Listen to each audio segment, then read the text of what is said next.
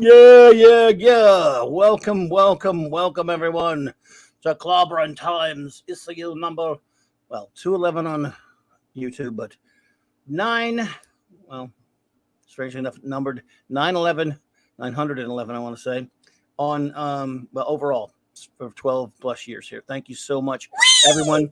And that's the most important point to be made here. We, indeed, and sorry I stepped on your we there. That's okay. Thank you. Good to see you all. Thank you so much for being here. It's just this is what we love. This is the big night for me, always, and it's always because of not only the most wonderful first officer in the fleet, who I'm so happy to see tonight, but you fine people, and I want to thank you all for being here tonight. Let's see here. But we're going to say our hellos and everything and just get started in just a second. But I want to say, number one, I love you, and I want to say happy Batman Day to you. Sorry, just kidding. I'm not acknowledging Batman Day, everyone, because that's made up by a corporate bunch of jackasses at DC. They made this up a couple of years ago. It's not really Batman Day. Every day is Batman Day for me because I love Batman. DC is a fraud. Screw their little Batman Day. So I spit in their face with it. I'm sorry. That's nothing to do with Star Trek, I know, but indeed, we spit on you. Spit on you. You spit far in your general direction. To quote Monty Python. But yes, right. I love Batman, and I know it's a Star Trek night, not Batman night. But without Batman, none of us would be here at this show right now because that's how it all started for me. So every day's Batman for me. Thanks you. Thanks a bunch, DC. You bunch. Never mind. Blood pressure, folks. Blood pressure. Did you hear that, DC? Yeah, indeed, you filthy animals. Yeah, hungry boy. Patooey. Yes, exactly. You read my mind. That's what we think of DC. Oh, maybe we'll be in trouble. I don't know. Who cares? So yeah. Anyone. So happy Star Trek night. How about that? Dun, dun, How about that? Yeah.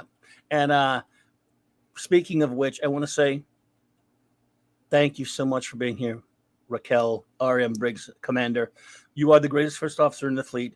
Please say hello to our wonderful friends, and then tell us about your wonderful writings, if you would. Well, first of all, I have to say it's pretty easy to be a decent commander when you have a captain like I have. You're the best damn captain in the whole fleet.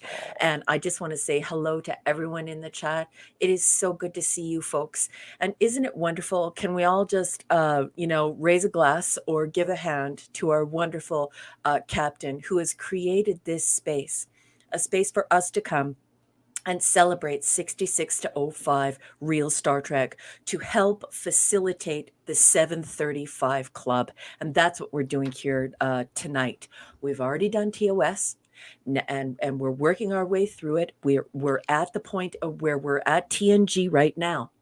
And so we're in season 2. And we're going to come together tonight. If you've never been here before, I want you to know what's happening right now. What's happening right now is we are going to talk a little bit about the episode. We're going to read from a text. And then Clobby and I are going to talk about what we know about the episode. And he and I both have been watching Star Trek for decades. And then the most marvelous chat in the whole universe, the biggest gaggle of nerds that you could ever assemble, the biggest gaggle of geeks and nerds you could ever assemble, they help us work through this episode and we review it. We talk about it as though we're at a convention. And so this space is Clobby's space to celebrate the 735. So welcome. Thank you so much, number one. And tell us a little bit about your works. I put the link in the chat, by the way. Oh, that's so kind of you. It's incredibly kind of you. I write science fiction. I write short stories, science fiction. I also love flash fiction, and they sell for a couple of cents. They're under $1. I think they're 74 cents American, and they're like the original Twilight Zone you watched when you were young. If you like the original Twilight Zone, if you like the original Outer Limits, if you like Edgar Allan Poe, if you like Philip K. Dick, you'll probably like and H.G. Wells. I absolutely absolutely love H.G. Wells. If you like that sort of storytelling, then you might like my stories. And they're all named after the title character. So you can find those on Amazon, and you can also find them on your Kindle device. And you can also find me through Goodreads. And it's incredibly kind of you to plug my work. I absolutely love you so much. Thank you. Love you too, and we're glad to do it. And please seek that out, folks. There is not only the link that I just put in the chat, but in my description below, there's the link to my first officer's wonderful works, also the works of Mr. Raymond Feliciano, and the links to many other great channels of wonderful friends out there. Please check them all out and give them a sub if you would. And I want to say thank you to your Muslim uncle for that that $1.99 super chat. Hail from me and the newly cybernized Sufi mom. Well, I hope your mother cyberizes. I hope your mother is doing well, sir. Yeah. Big wishes. Best wishes to her. Yeah. And good luck, my friend. And thank you so much for that. Yeah. So we're all thinking of you and your whole family, and our hearts are with you. Absolutely. Well, we're gonna say some hellos here. The chat, so funny. Have you seen some of these comments, Captain? Just hysterical. Wolfie, ow, ow, ow, says, nerds. And then he has an asterisk, pushes up Coke bottom glasses, breathes heavily. Just some hysterical stuff going on in the chat already, and we haven't even started. Well, I can't remember the stream I was on, whether it was today at Nick's. Happy birthday, Nick Weiser. We love you, buddy. Yeah, Nick, happy birthday. Big time. Or I can't, maybe it was last night. Maybe it was over. It may have been over at Father Miller's show. I forget, it blurs together. But the topic of nerds versus geeks came up.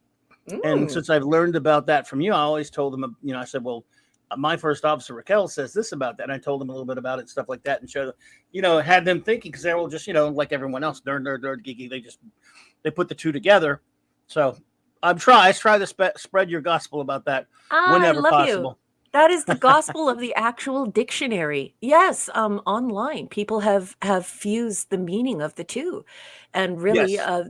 They're not similar in any way at all. Although they make wonderful friends.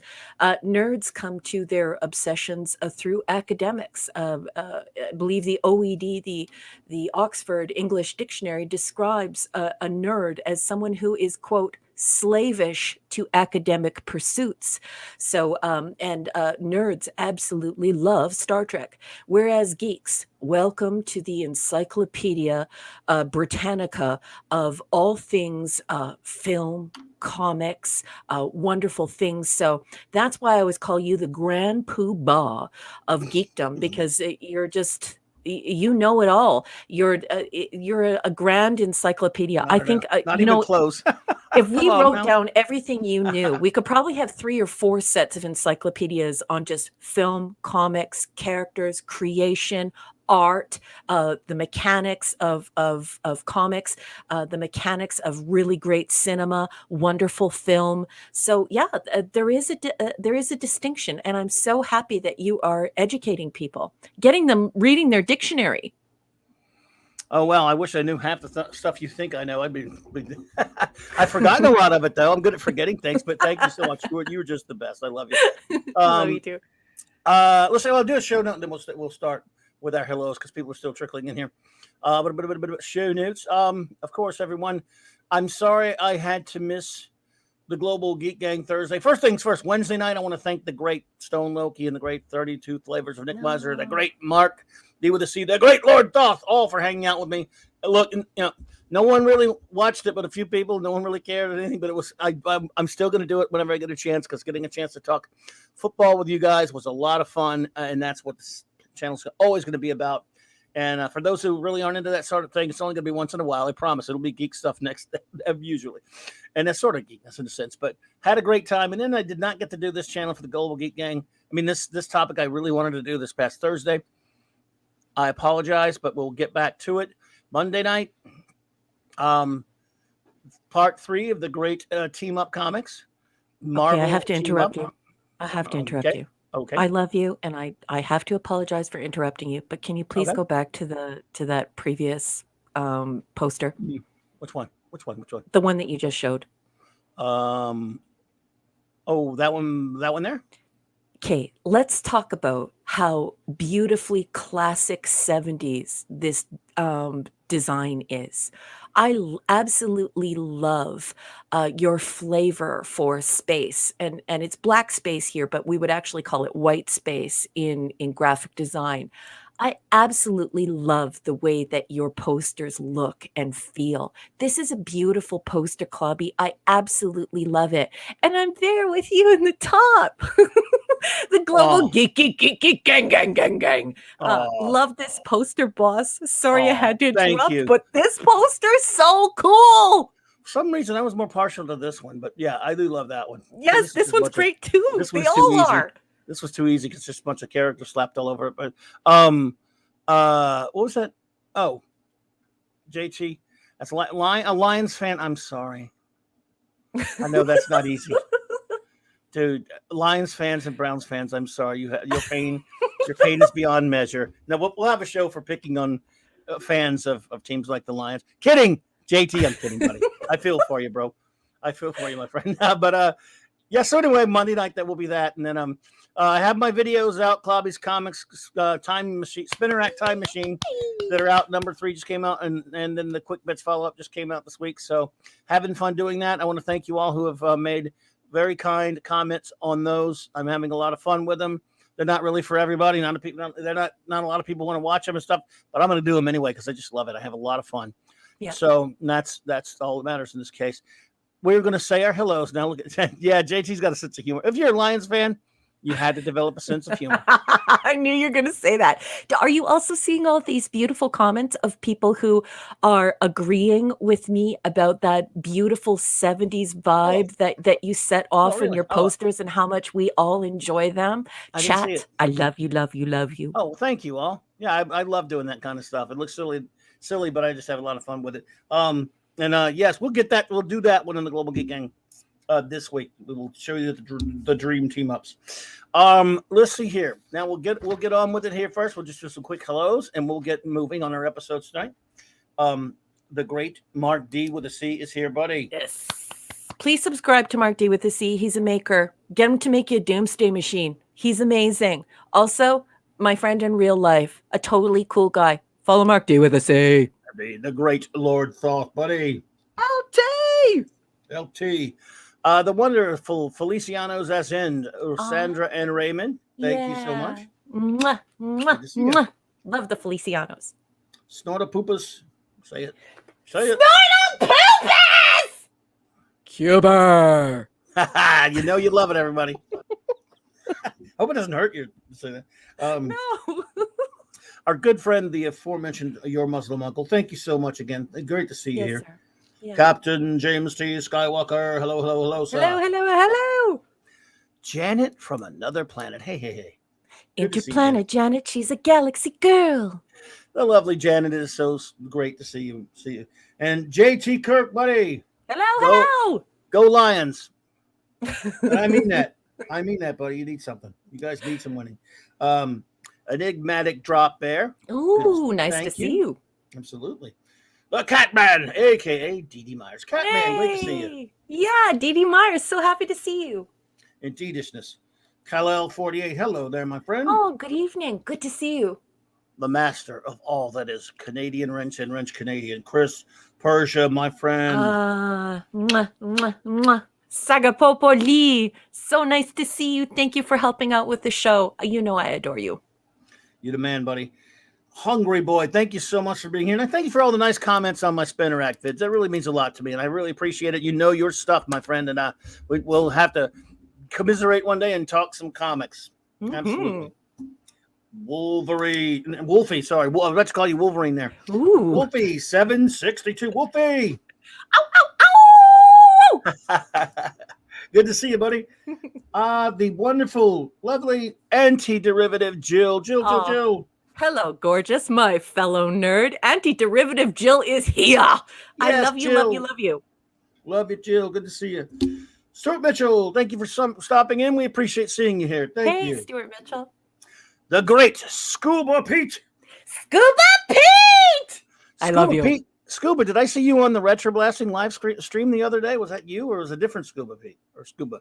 Because that was I love Michael and Melinda, and that was cool seeing you on there. They are the best. I think that was you. Was that you? I would have you on a live stream about toys, so I'm sure it was. I would not be surprised if those people, that collection of good people knew one another, and it would actually make me really happy if that collection of good people knew one another. Wouldn't they have a great time? I just absolutely love Scuba Pete, and I love his wife Leslie. They are just a riot. That you should see the wonderful photographs, the shopping they do with one another, and he has such an affection for all things in geek. And really, like, he'll knock you on your butt with his collection. His collections are extensive. So yeah, wouldn't that be marvelous? I hope it was. It looks like I didn't say yes, but he said thanks. So I'm gonna take that as a yes. Well, Michael and Melinda are very dear friends of mine in real life, and just when I saw you on there, I was like, I didn't catch the beginning of it, but when I saw you on there, I just wasn't sure. You said Scuba a couple of times, and I didn't know if that was you or not for sure, but I thought it might be, and that's fantastic. I hope you do more streams with them. Michael's the man. He's a wonderful. And did you just hear what the captain said, Scuba? He said that he would love to have you on if you would ever like to feature any wing of your collection. I mean, your collection is extensive. If you'd ever like to talk about that, you could always reach out to the captain. Clobby has room on the Global Geek Gang. He has room on his channel. He just invited you, so I hope you heard that, because if you're up for it, I would absolutely love to watch you talk about your collection. You are a marvelous human being, so that'd be so cool. Absolutely. Narada Max Amanda Bear, thank you. Good to see you. Tyrell 72. Hello there, my friend. Good evening. The great Dad Man Walking. What's up, buddy? Ooh, the Dad Man clan. Hello, nice to see you. Another great buddy, Dave Bob. What's up, brother? Good to see you, buddy. And another just one of the greatest friends ever in the universe. He's the man. Love you, buddy. Steve Mitchum. Oh, that's Conan in Vegas, also known as Maddie's daddy. He is the father of the cutest little girl in the United States of America. Good to see you there, brother. J-Man, buddy, good to see you there. Hey. Good evening, J-Man. Just Joe 47 Jobber. Always a pleasure to see you there, buddy. Now, we'll acknowledge anyone else who might pop in. That's all I got right now, but we want to get started on our episodes because you know why you're here.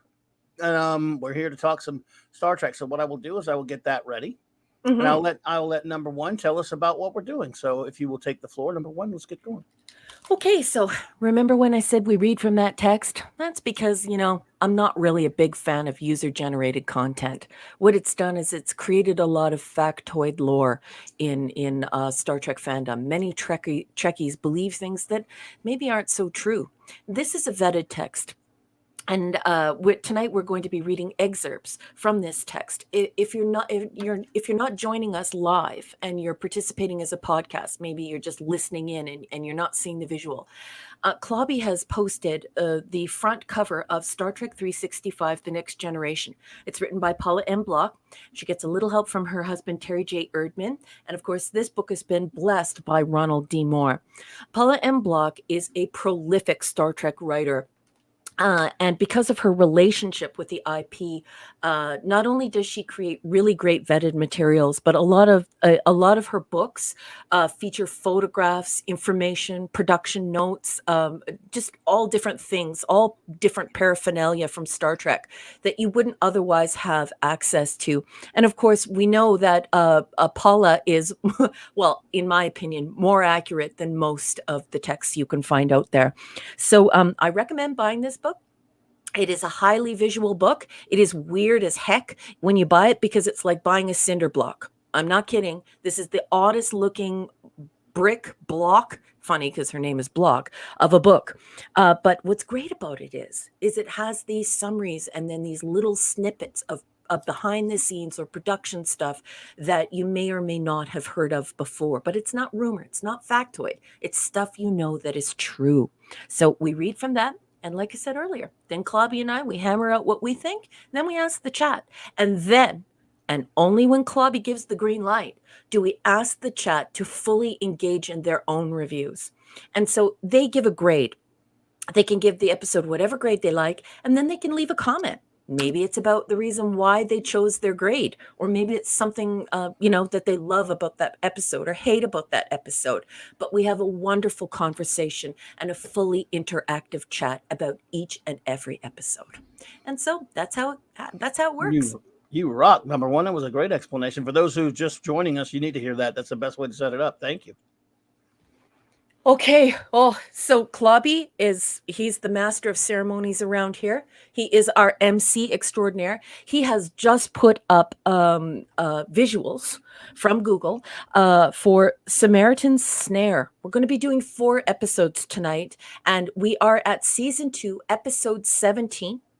Our first episode tonight is Samaritan's Snare, and you would have watched this on May 15th, 1989. And I should say, we are reviewing in broadcast order, not in production order. Broadcast order. Hello there, Sat 70s Rock fan. What's up, buddy?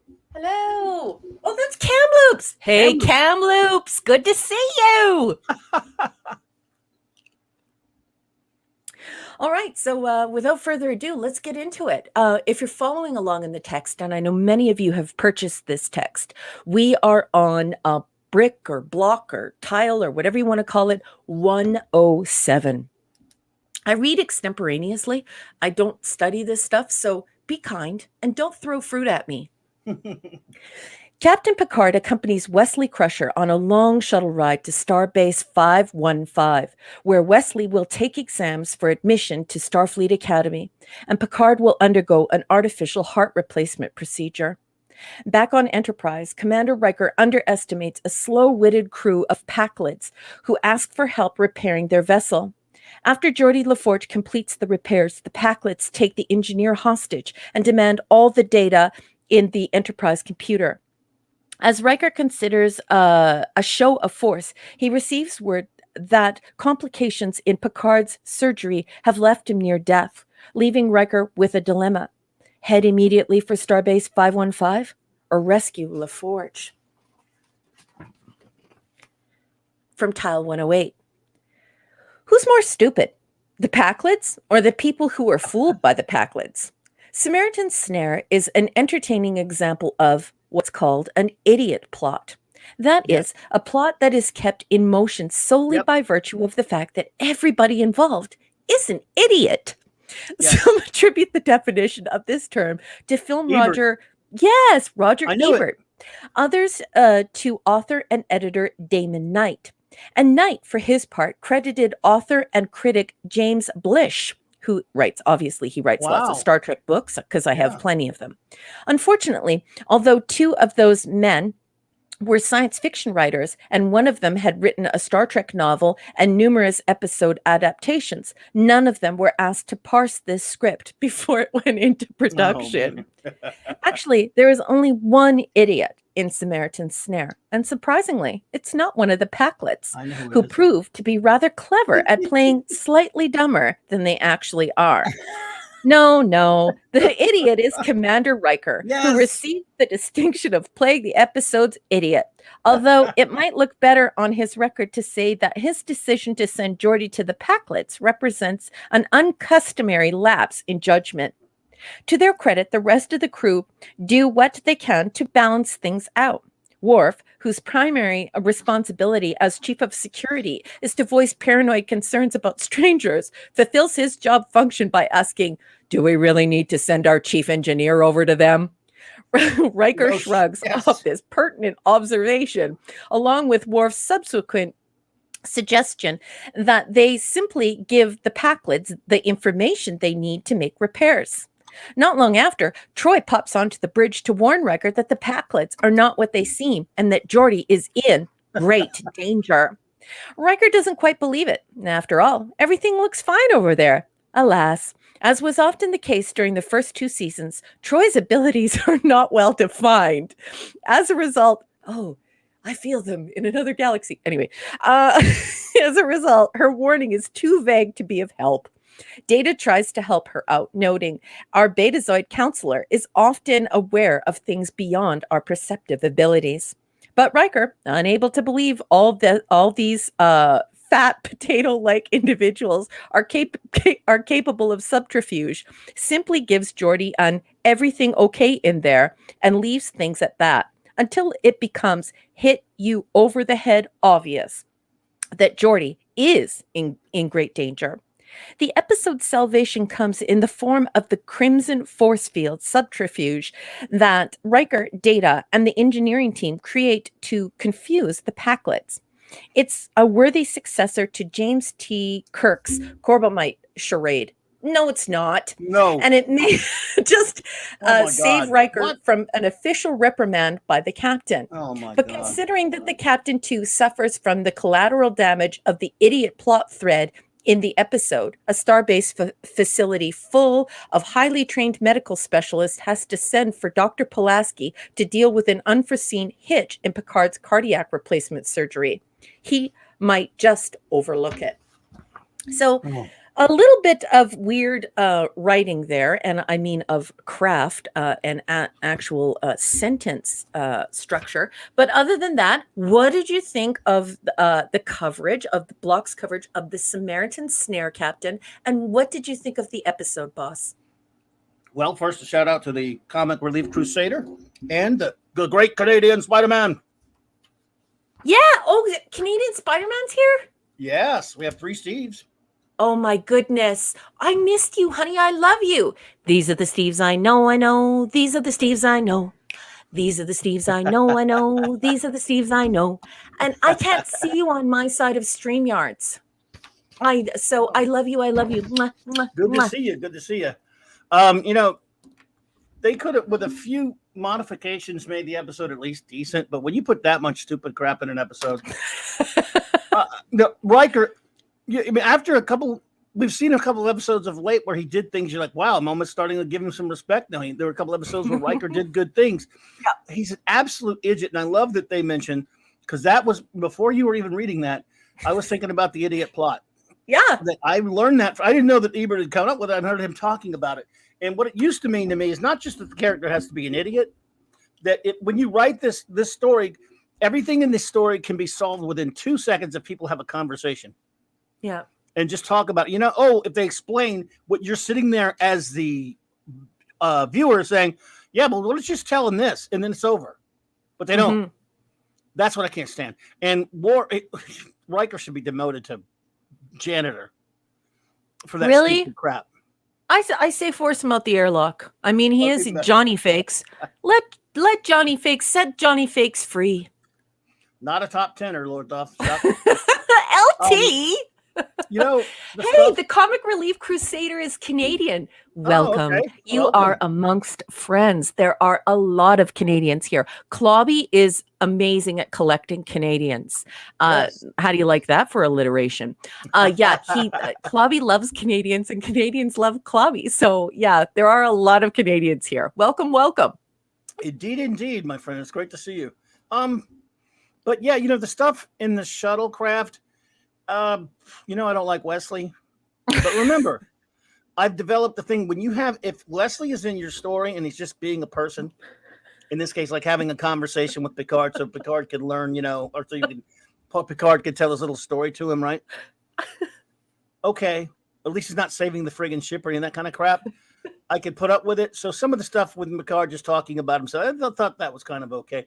But again, you can't, this episode is so, I wish James Blish's name had never even been brought up with it, because it's so, you got all the stupid crap that Riker does. It makes the thing almost unwatchable. And then you get the stuff in the shuttle. You're like, okay, at least it's a conversation about Picard. At least it's just something, a little bit of character stuff.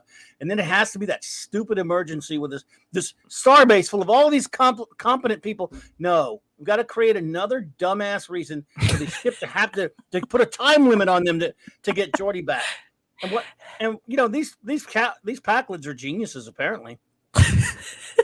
They should have their own. They should be. In fact, the Packlet captain should take over for Riker. Oh, it's just stupid. Beam him over. The dumbest episodes I've ever seen.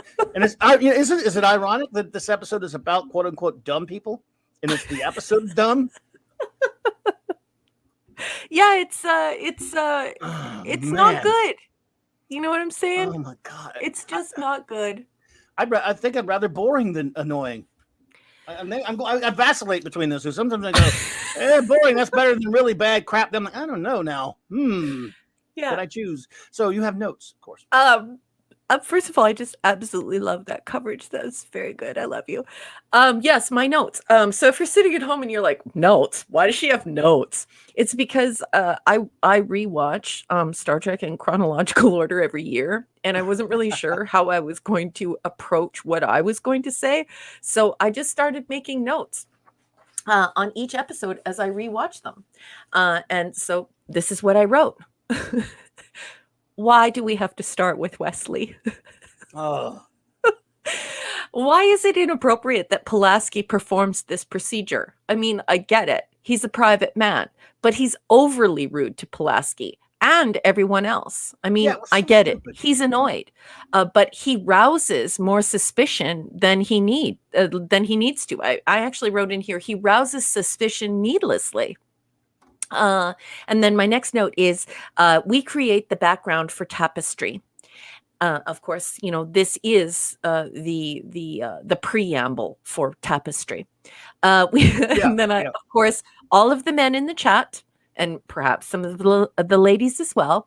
Ensign Gomez is back, and we all know her as the lovely three-boobed alien in Total Recall. I love her. Yeah. And then in my notes, I have here, Riker is a complete nincompoop.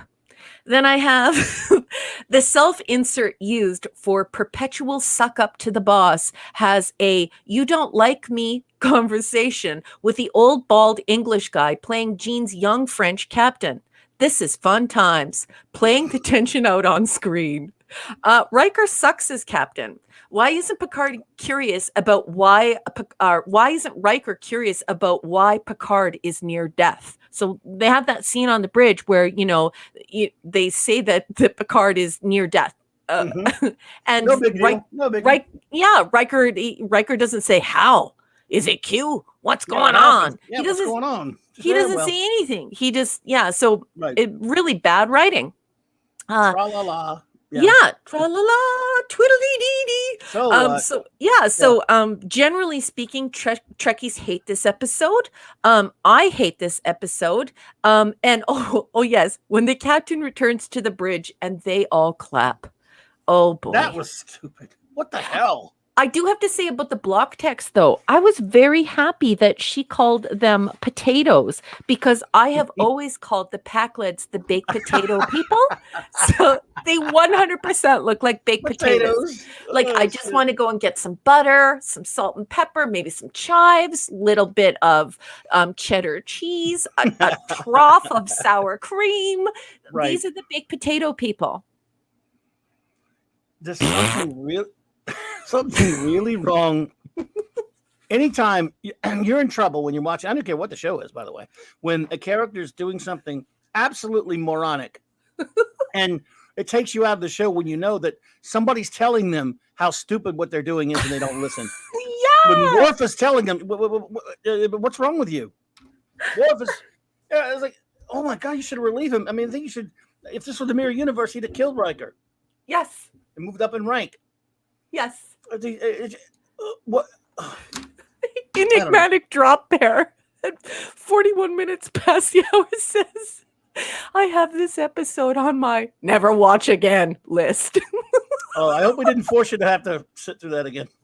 We apologize, enigmatic drop there. There are times when I do that. By the way, I did this one too early in the week. So and after watching it, even though I was aggravated with it, I was thinking, am I going to forget all the crap that pissed me off? And it actually is still pretty boring. So I probably, I don't write crap down. Like the Joker said once, record, is someone supposed to be writing this down?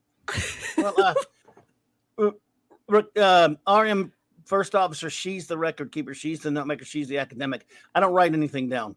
And I should. And I always say, you know what? I'm a jackass because I'm going to forget a good point to make. And of course I always do because I don't write anything down. But that means I should write this episode. I would have had to have watched 20 minutes before we went on air to remember all the things that annoyed me with it. So like it's just one big blob of annoyance at this point. One big blob? You mean like a big baked potato?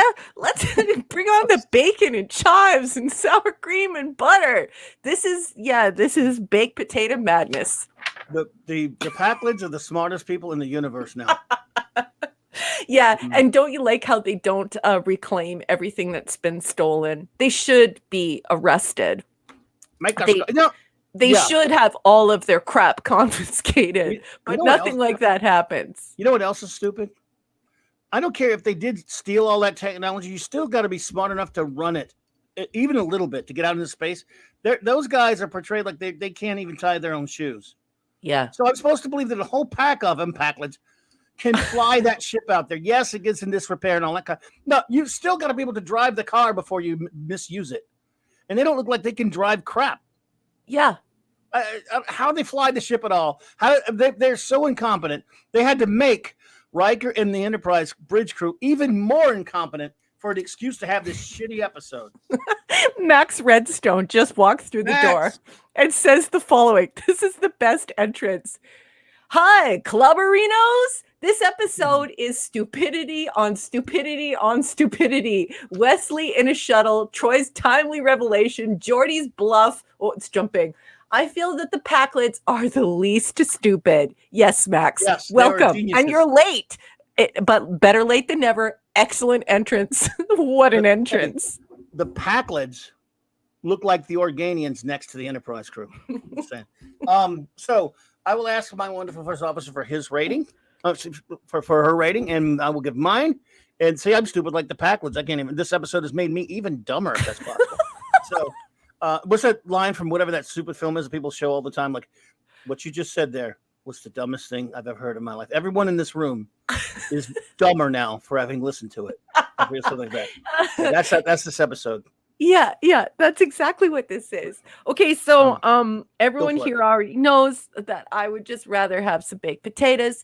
Anaxamanda Bear says, do Canadians eat baked potatoes with sour cream and cheddar? Yes, and bacon and chives and butter and salt and pepper. We totally do that, and sometimes we even turn it into poutine. This is a C-. I'm going with a D for dumb.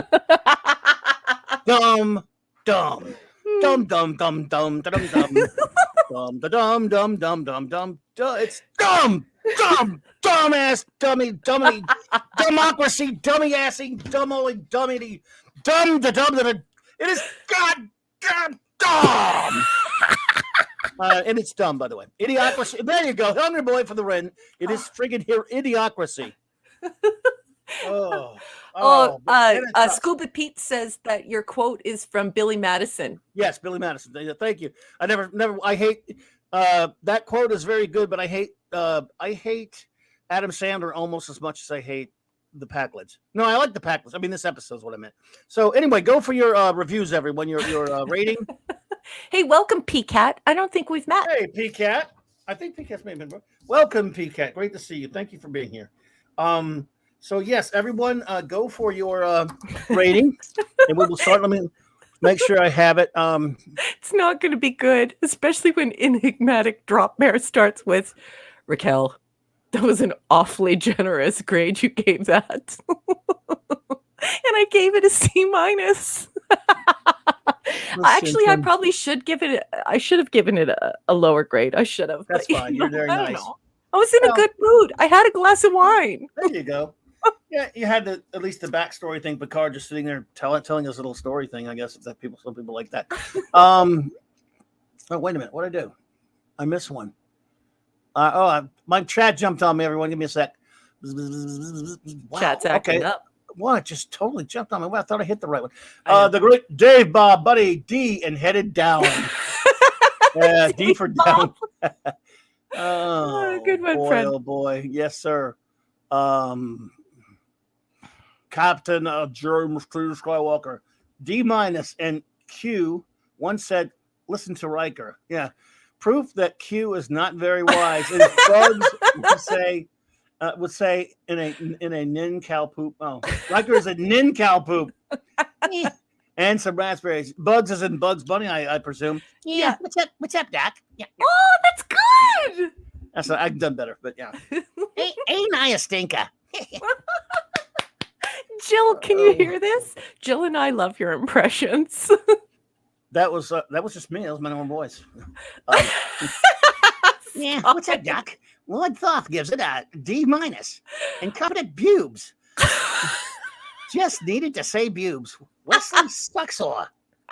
One of the worst episodes of the whole TNG run, Dick. Yes.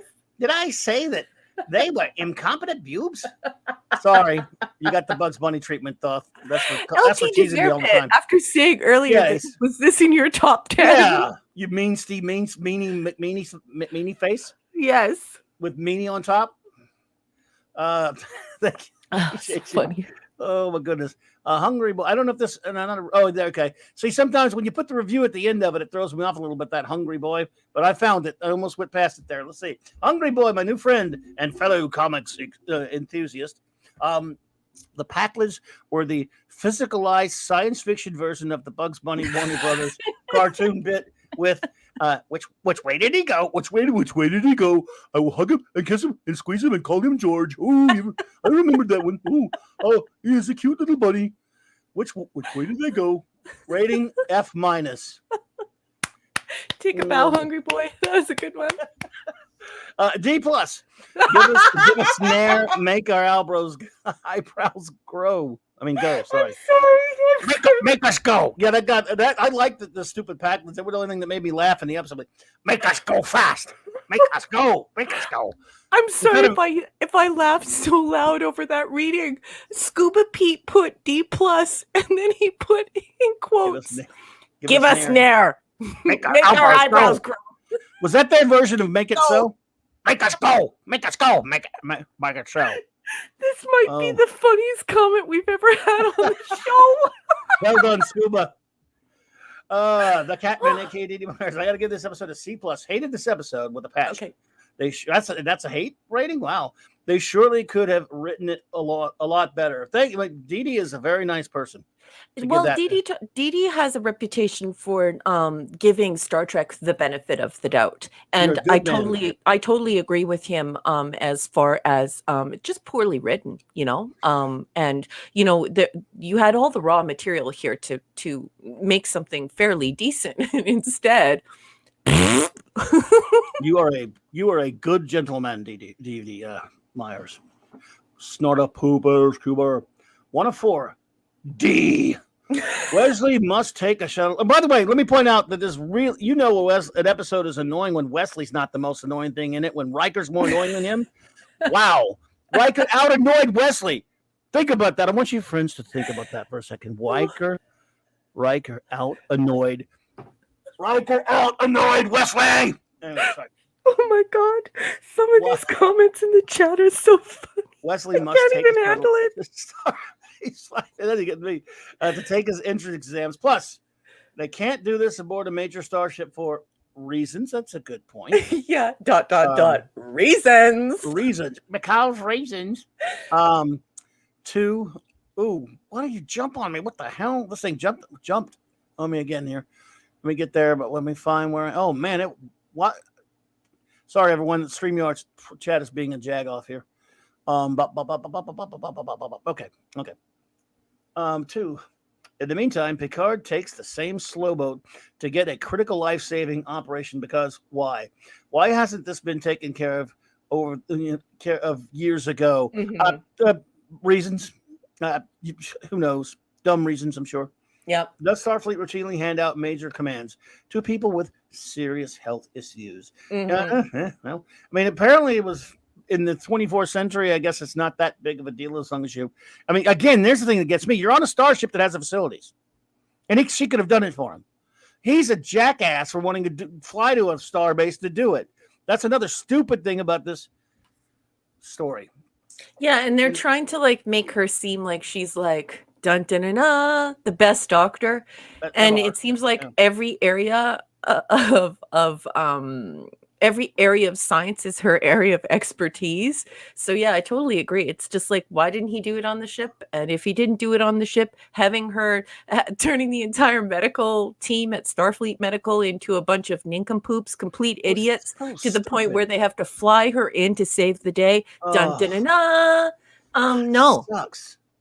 So Didn't bad. she just didn't they just say that she's an expert in genetics? I I mean, guess. you know what I'm saying, Snorty? My Yep, good bear. I'm sending you indeed. some chin scritches. And then the person he needed was on the Enterprise the whole time. Yeah, it was really dumb. Riker ignores good advice and is almost outsmarted by the dumbest species, and I think they're the smartest in the known galaxy.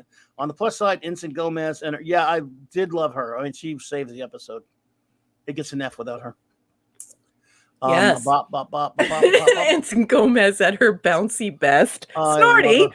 her. Very cute. You don't be ashamed of yourself there, Snorty. Bad, bad. C Raymond minus. Dulaski. I like dull assy. Well, Dad Man Awoking, C minus. Should be called Driving Captain Picard. Haven't seen Dad eyebrows. man, so good. Haven't seen eyebrows like those since TAS. And the lady who hit on Kirk the whole time, yeah, then Jihad. Mrs. says hi, but not feeling well tonight. Oh, Mrs. I hope you feel better, Mrs. Dadman.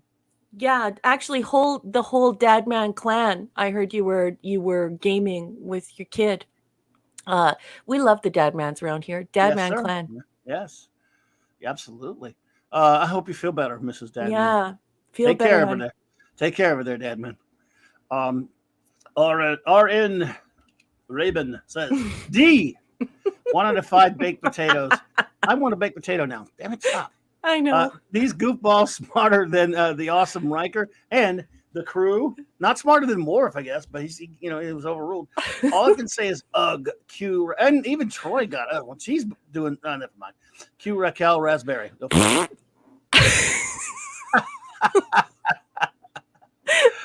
Oh my goodness! Would you like to take the next one? Okay. Enigmatic drop air. I can't even speak. I'm in Packland now. Let's go. I was like that last week. I had just had so much on my mind that I just drew a blank on Jill's just because I was tired. So don't even worry about it. Okay, so enigmatic drop air. He's given us 5 here, and he has given the episode an F. He says this is a distasteful mess. The story proposes that our highly qualified, technologically advanced team are held ransom by a crew of stupid, overweight, interstellar grifters. 2 of 5. At the same time, our captain is humiliated by Dr. Pulaski and Wesley. 3 of 5. It's distasteful because physical appearance, language, and a dirty, dark environment are used to stereotype and insult the intellectually disabled. You know, that's true. Yeah, that is very true. That is very true. Not very Star Trek of them, is it? Yeah, and when we're talking about the politics of Star Trek, enigmatic drop bear, I love it when you make points like that. Good point. Especially given the current climate with the filth. 4 of 5, enigmatic drop bear says, in an attempt to portray hubris, Picard's protection of his image, we are instead given lessons in condescension. Example, Wesley, that's too bad. You might have made a good father. It is bad, isn't it? Well, it was bad. Sheer effing hubris. Yeah. And enigmatic drop bear is correct. Hubris, people think that it only means one thing, but if you look to the true meaning of it, it is not just one meaning, and certainly here it would apply in overweening pride.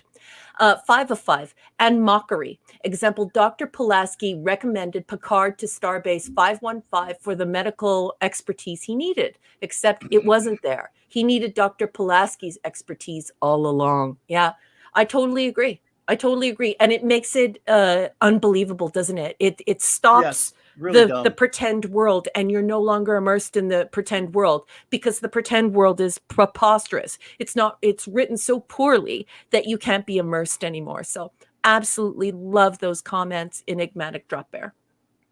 Indeed, indeed. One of three for Wolfie, 762.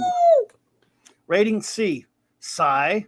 If only Picard reenacted the end of Aliens 1979 and dispatched Suxley to Ripley.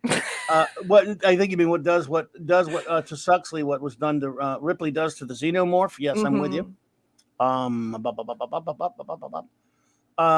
Picard's initial airing of his dirty laundry to Wesley is a nice precursor to play dumb jot, human. Yeah. Play dumb jot, human. You talk and talk, but you have no. Yeah, there.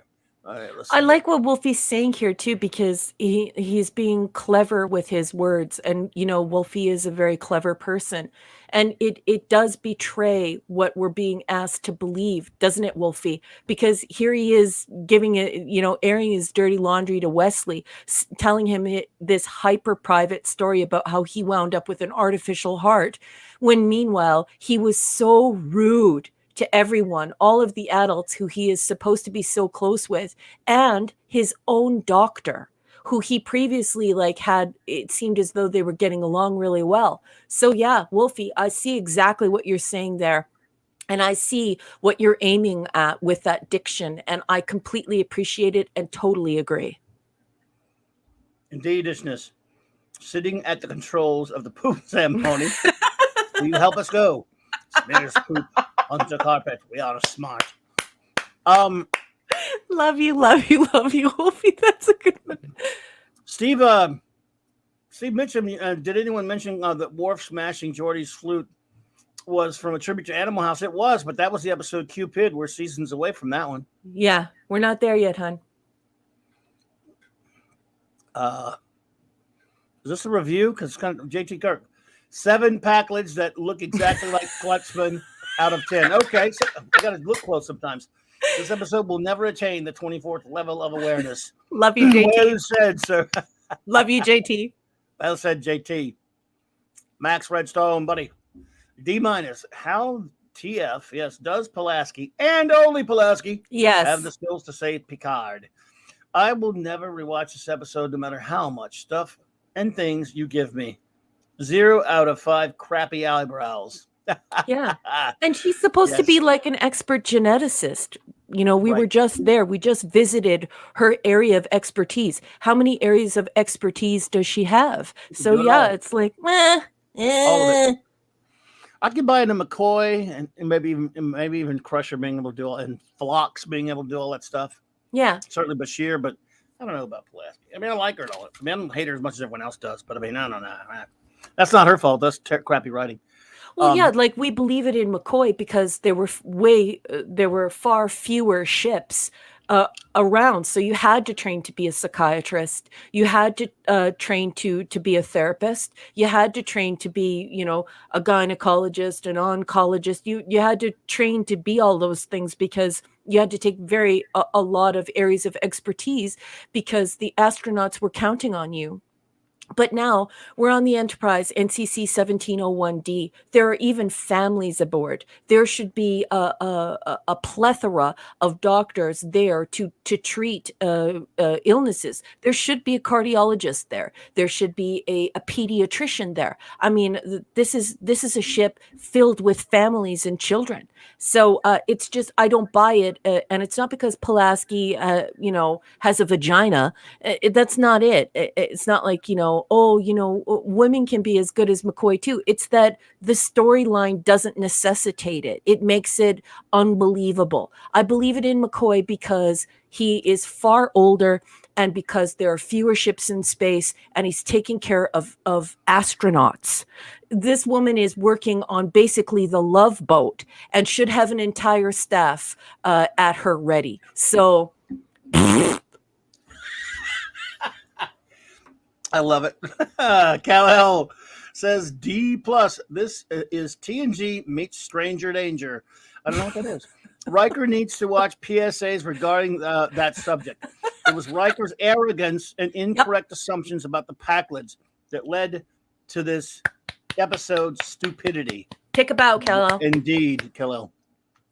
Absolutely, sir. Love you, Jill. Um, so we get to the next one.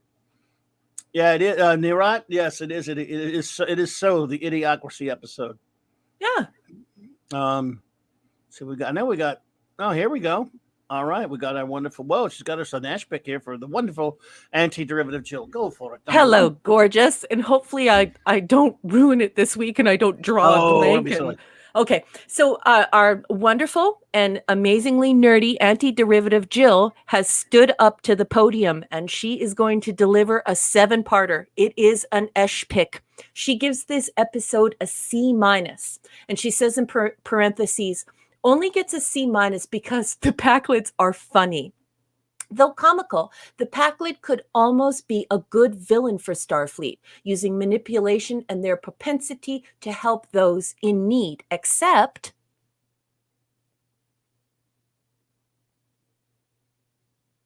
I feel like the main issue of the Packlets is that they are so knowledgeable that the Enterprise crew's intelligence has to be similarly reduced for the sake of the episode to play out.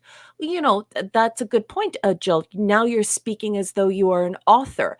And so the author was trying to make a situation conducive to that. So rather than aiming for, this cerebral mentality, we have to, sort of dumb everyone down. You make a good point there. But wow, the author, I'd love to kick him in the shin. 3 out of 7, Jill says, it's always annoying when Worf's valid and logical security concerns are set aside, but they usually listen to Troy's magical powers. This episode should be the consequences of ignoring Worf. Yes. 4 of 7. Yeah, and not only that, Jill, don't you find that this episode is a good device to drive affection for Worf? I certainly felt that way myself. 4 of 7, she says, after the awkward scenes, guess you'd rather be with Riker. I actually Wes and Picard in the shuttlecraft. 5 of 7. It is because Picard is capable of giving Wes advice to study subjects not covered by the exams, wisely pointing out that much of the most important knowledge is not covered in school. Wes is presented as a normal kid who doesn't always read what he is given, realize its importance, or realize the value in the knowledge. And we learn some of Picard's past as a bonus. Yes, we're setting up tapestry. Yes. 7 out of 7, Jill says, the worst sin of the episode, Geordi actually gave the Packlets photon torpedoes when he could have just faked it. Even if he disabled them, it is likely they will kidnap someone who will fix them. Yeah, this is Good what point. I mean, Jill. Like I made the same point earlier, and I'm annoyed by it because these people are basically space pirates, and they have extorted people. They've possibly killed people. They have knowledge and technology they shouldn't have. They have acquired it through illegal means. That they should all be arrested. Immediately. So I totally agree. And that was a marvelous review. Thank you so much. Thank you so much, Jill. You're always amazing. Just Joe, buddy. D. The only reason this episode doesn't get an F is for the performance by Christopher Collins, aka Chris Starscream Lotta of Transformers as the Packlet captain. Yes, he was funny. Sorry, it's my 80s cartoon bias showing. No problem there, brother. That's okay. You go ahead. I hear you, buddy. I know. Look, I share many biases. My biases are the same kind. Sandra Feliciano says, so many illogical so many illogical activities. You don't send the chief engineer. You give them information. Yeah. They can fly the ship. So give them the instructions. Or how about just send Worf and some security guys with him with guns ready, pointing at him and say, hey, you know, the best dock isn't operating. The Packlets are smarter. Yeah. It was really bad. Again, I was just even saying, you're going to send him over there by himself? Yeah. It's the whole thing is just, this is supposed to be a cerebral show. And it's like Jill said, it was almost as if the author of the story, I think his name is McCullough. I hope I'm pronouncing that correctly. I think his name is McCullough anyways, if I remember it correctly. I agree with Jill. it's almost as if they realize this is a cerebral show, and we can't make it too the whole scene too far away from being cerebral to complete idiot.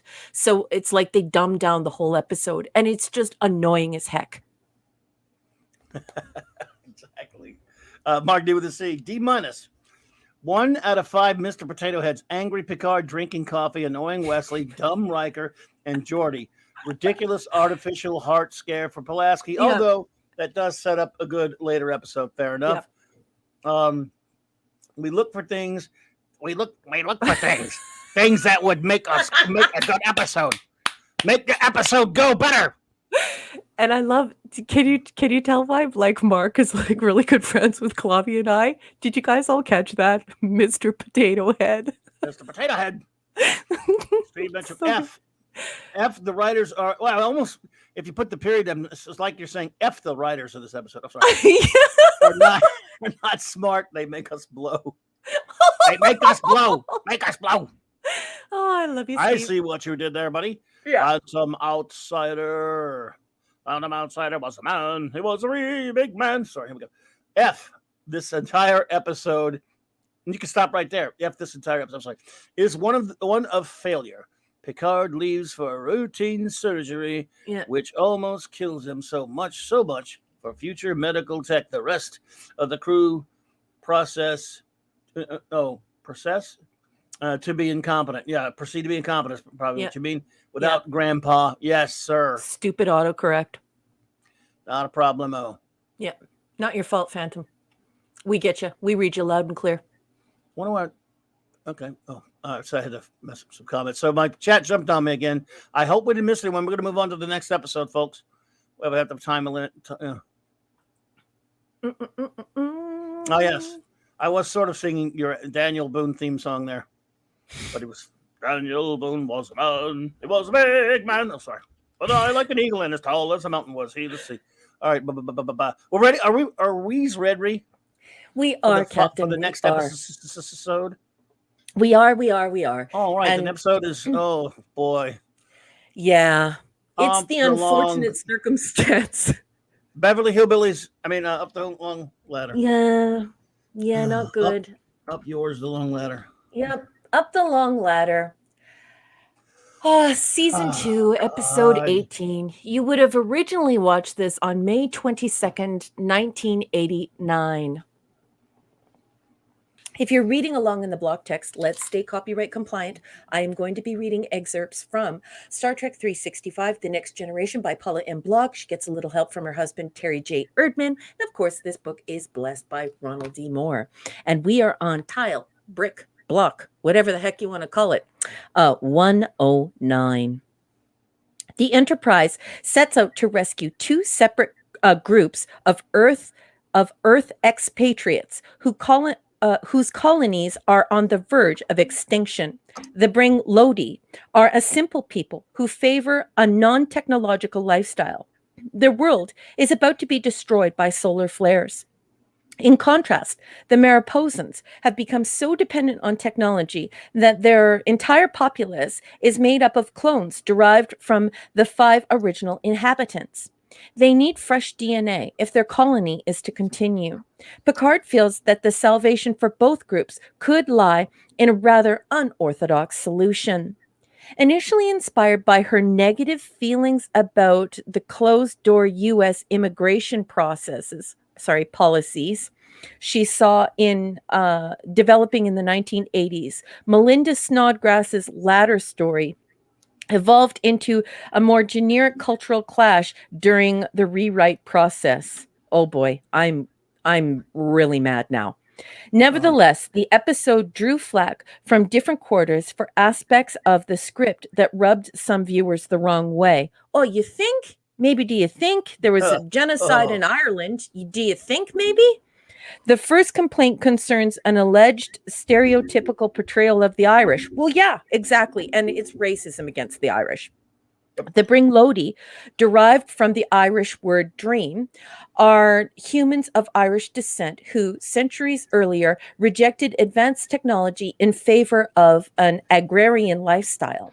They farm, make their own clothes, and raise animals for food. Unfortunately, their main on-camera representative, Danilo Odell, whose primary interest appears to be making sure there is an ample supply of alcohol on hand. Yeah, and it's ridiculous. But the perceived slight may have merely been rushed rewriting. Per Snodgrass, Maurice Hurley, Hurley, who is of proud Irish descent, had a loving hand in the depiction of the Bring Lodi. That's not true. I don't think an Irish person alive would like this depiction of Irish people. I'm 100% Indigenous Native Irish, and I don't like this episode at all. The other complaint came from viewers with strong pro-life sentiments. Yeah, this is another thing about the episode. Yeah, who viewed that was me. Riker's impulsive decision to destroy clones created from his genetic material as a pro-abortion stance. Well, Snodgrass apparently didn't set out to make that kind of a statement. Well, that's not entirely true because we have evidence to the contrary. In Not true at all. in subsequent interviews, so she is going to tell the truth here. In subsequent interviews, she allowed that she is pro-choice and that Riker's statement about exercising control over our own bodies is a reflection of those views. So she's a coward because she tried Yeah. to deny it. It was as transparent as anything you see today. Yeah, exactly. Less commented upon, but equally relevant from the perspective of the philosophy behind the Prime Directive. Was it really Picard's prerogative to force an acknowledged shotgun wedding upon the inhabitants of two disparate Earth colonies? Well, that is an extremely naive thing to say, and I'm going to explain why later. He informs the Mariposans that they must change their established cloning culture and get into bed, literally, with the down-to-earth Bring Lodi, who need a new place to live. Providing a home in exchange for services rendered. Well, it's not the first time a Starfleet captain has advised a culture that engaging in good old-fashioned sex just might be the thing to put their civilization on the right path. Go ahead and see the original series episode, The Apple. Thank you. I knew you were going to. That would draw the block text coverage of this episode to a close. I think it's disgusting and so overly naive that I'm disappointed in her. What's her education? Did she go to university? Did she even finish high school? Is she aware of what happened to the Irish in the United States during the 19th century? Is she aware about the genocide in Ireland? Is she aware of the racism against the Irish? Obviously, she's not. And I'm totally cheesed off. So while I cool my heels, boss man, tell me, what'd you think of the coverage? And what did you think of this episode? Greetings to Captain Decker Spock and Michael Beacom. Hey there, good to see you both. This episode is one of the worst pieces of shit I've ever seen. Sorry, everyone, for my language. No, I'm not sorry. This episode is. Remember when Jonathan Frakes was quoted saying about the episode Code of Honor? It was a quote, a racist piece of shit. Yes. Well, you want to switch that one over to this one? Feel free. It's bad either way, even if it didn't have those tones that you mentioned in the coverage. Again, I'm not going to get political on anyone here. We love, all political stripes are welcome here. But at the time, and especially now, but it was transparent then. It was the part about the quote unquote pro-choice message. It was transparent then. And as transparent as anything they do today that we talk about with that W word you don't like, the woke word, it was just as ridiculous and banal. Then the episode is stupid anyway. If you take that crap out, it's dumb. We got to see the Beverly Hillbillies on the ship. It's not funny. I mean, I got to admit, I kind of like that lady. Yeah, redhead. Yeah, I'm with you, Steve Mitchell. She was wonderful. Too bad she got stuck in this garbage. It's not funny. I mean, it doesn't even if you don't care about that stuff that you're talking about, which should. I'm just saying, if you don't, it's stupid. It's moronic. Everything about this episode is garbage to me, big time, as the kids say, hot garbaggio. And I will let you I'll leave it at that. There's not even a whole lot to be said, so I will let you go to your notes. Well, I guess I could start by saying that this isn't in my notes, but I would just like to start by saying I would like to turn everyone to the National Geographic article, which chronicles in an encyclopedic way uh, when Irish people were not considered white people in the United States. Right. And several scholars who have pointed out that during this terrible time of racism against Irish people, there was belief and widespread sentiment amongst many people that Irish people were the go-between between apes and human beings. That's what they Wow. thought that we were. And there was also a Wow. genocide in Ireland. Yes. And it is a very serious issue. It's a very serious issue in Ireland. It is a very serious issue for historians. And so, there was a time, and in the not so distant past, in the 19th century, when Irish people were not considered white. And I would like you all to go and look at that and watch this episode, because it's gross what's happening here. And now I'm going to turn to my Right. notes. This episode is widely criticized for blatantly revisiting the racism against the indigenous Irish in the United States in the 19th century, portraying the Irish as dirty, drunk, stupid apes and monkeys who breed like animals and are argumentative savages. When you go too far with political didacticism in Star Trek, it's always bad. It was bad before, and it's bad now.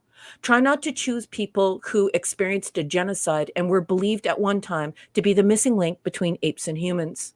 This is not good. It's hard to watch. The men are all drunks. The women are domineering and argumentative. Why not the holodeck? Why didn't they put them on the holodeck? Why did they put them in the cargo bay? Not good. They actually say the Irish are repugnant and that they use them as, quote, breeding stock. At one point in the episode, they actually say the two words breeding stock. This is unbelievably crass and disgusting, and I can't even believe that they got away with it. And there's a cut scene in this episode in Act 3, Scene 24C. It shows Imzadi, the slutty Decker unit, returning to duty after having sex with Odell. So, I really I urge you to look up, on the internet when the Irish were not white and when the Irish were hated in the United States, and definitely not considered white people, and it incurred a lot of racism, and look up the Irish genocide. What happens in this episode is absolutely disgusting, and Maurice Hurley should be ashamed of himself. And they were pretty much slaves, indentured servants that were stolen. Yep. Kidnapped and brought over here is pretty much the same as slaves. That's But right. This, how do you put this on a Star Trek episode? How Yeah. does this happen? It's just pathetic. Yep. Well, the Irish worked very hard. Right. Like, if you read a lot about what the scholars have to say about this, the Irish worked very hard to try and prove that they were white and that they weren't apes to the American public. But there was a time when even the Klan went after Irish people, and the people truly felt that the Irish were going to destroy the United States, and they didn't want the Irish in the United States. And if you saw the visuals of the way that they depicted us as beasts, as drunken apes, and the terrible things, pick up some Jonathan Swift and read A Modest Proposal. That will give you a taste of the way they thought about us and the way that they treated us. And I think this episode is disgusting. And so while little Johnny Fakes and little Patty Stew are talking about what the mark they made in Star Trek and how wonderful they were in being stewards and shepherds of goodness in Star Trek, they're completely full of shit. Yeah. Everything about this episode is horrible. Even if you're someone who is ignorant of all the things that Raquel just talked about, and you just watched it, it's still bad. It's bad enough on that level. But it's the other stuff that make it just absolutely, because a bad episode, we groan, we go, oh, this was dumb. Just like that last one we were talking about. This is disgusting, horrible garbage that is just detestable. Just as detestable if you hate Code of Honor and what it did, it's just as bad, if not worse. And maybe worse because people ignore it. Well, at least in Code of Honor, nobody called the people breeding stock. Yes, that's true. They were just aliens that looked, that looked a certain way, and you could. And this is way worse. I mean, but well, why put levels on it? But yeah, it's bad. Yep. And yes, that the little pro-choice message that she put in there, Melinda Snodgrass, just is. She's anyway. Mega Cropper and Monkey Jeebus, thank you for popping in. Good to see you. Good to see you. So I guess I will ask for your rating of Up Yours, the Long Ladder. It's an F minus. I think that the entire episode should, all the originals should be burned. Mine is an FU. FU to the jackasses that made this. Back then, I remember when I first saw it. I was young. I was a young adult, so I didn't catch a lot of the things that I caught later. But I caught the big old pro-choice message and some of the bad stereotypes. But I was just kind of sitting there.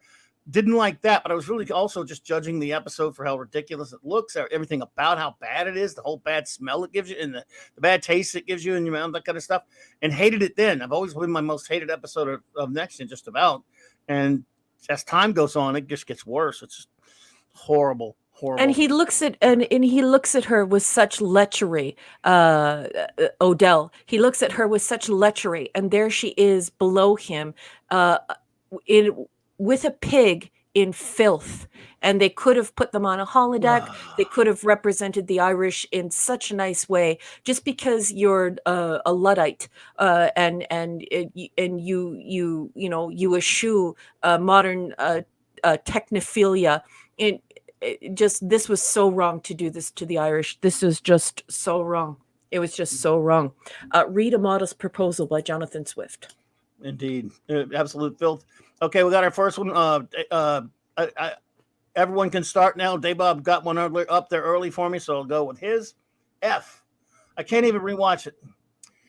The episode turned my stomach. I can't recommend anyone watch it. Well, love you, Dave. With it, buddy. Absolutely.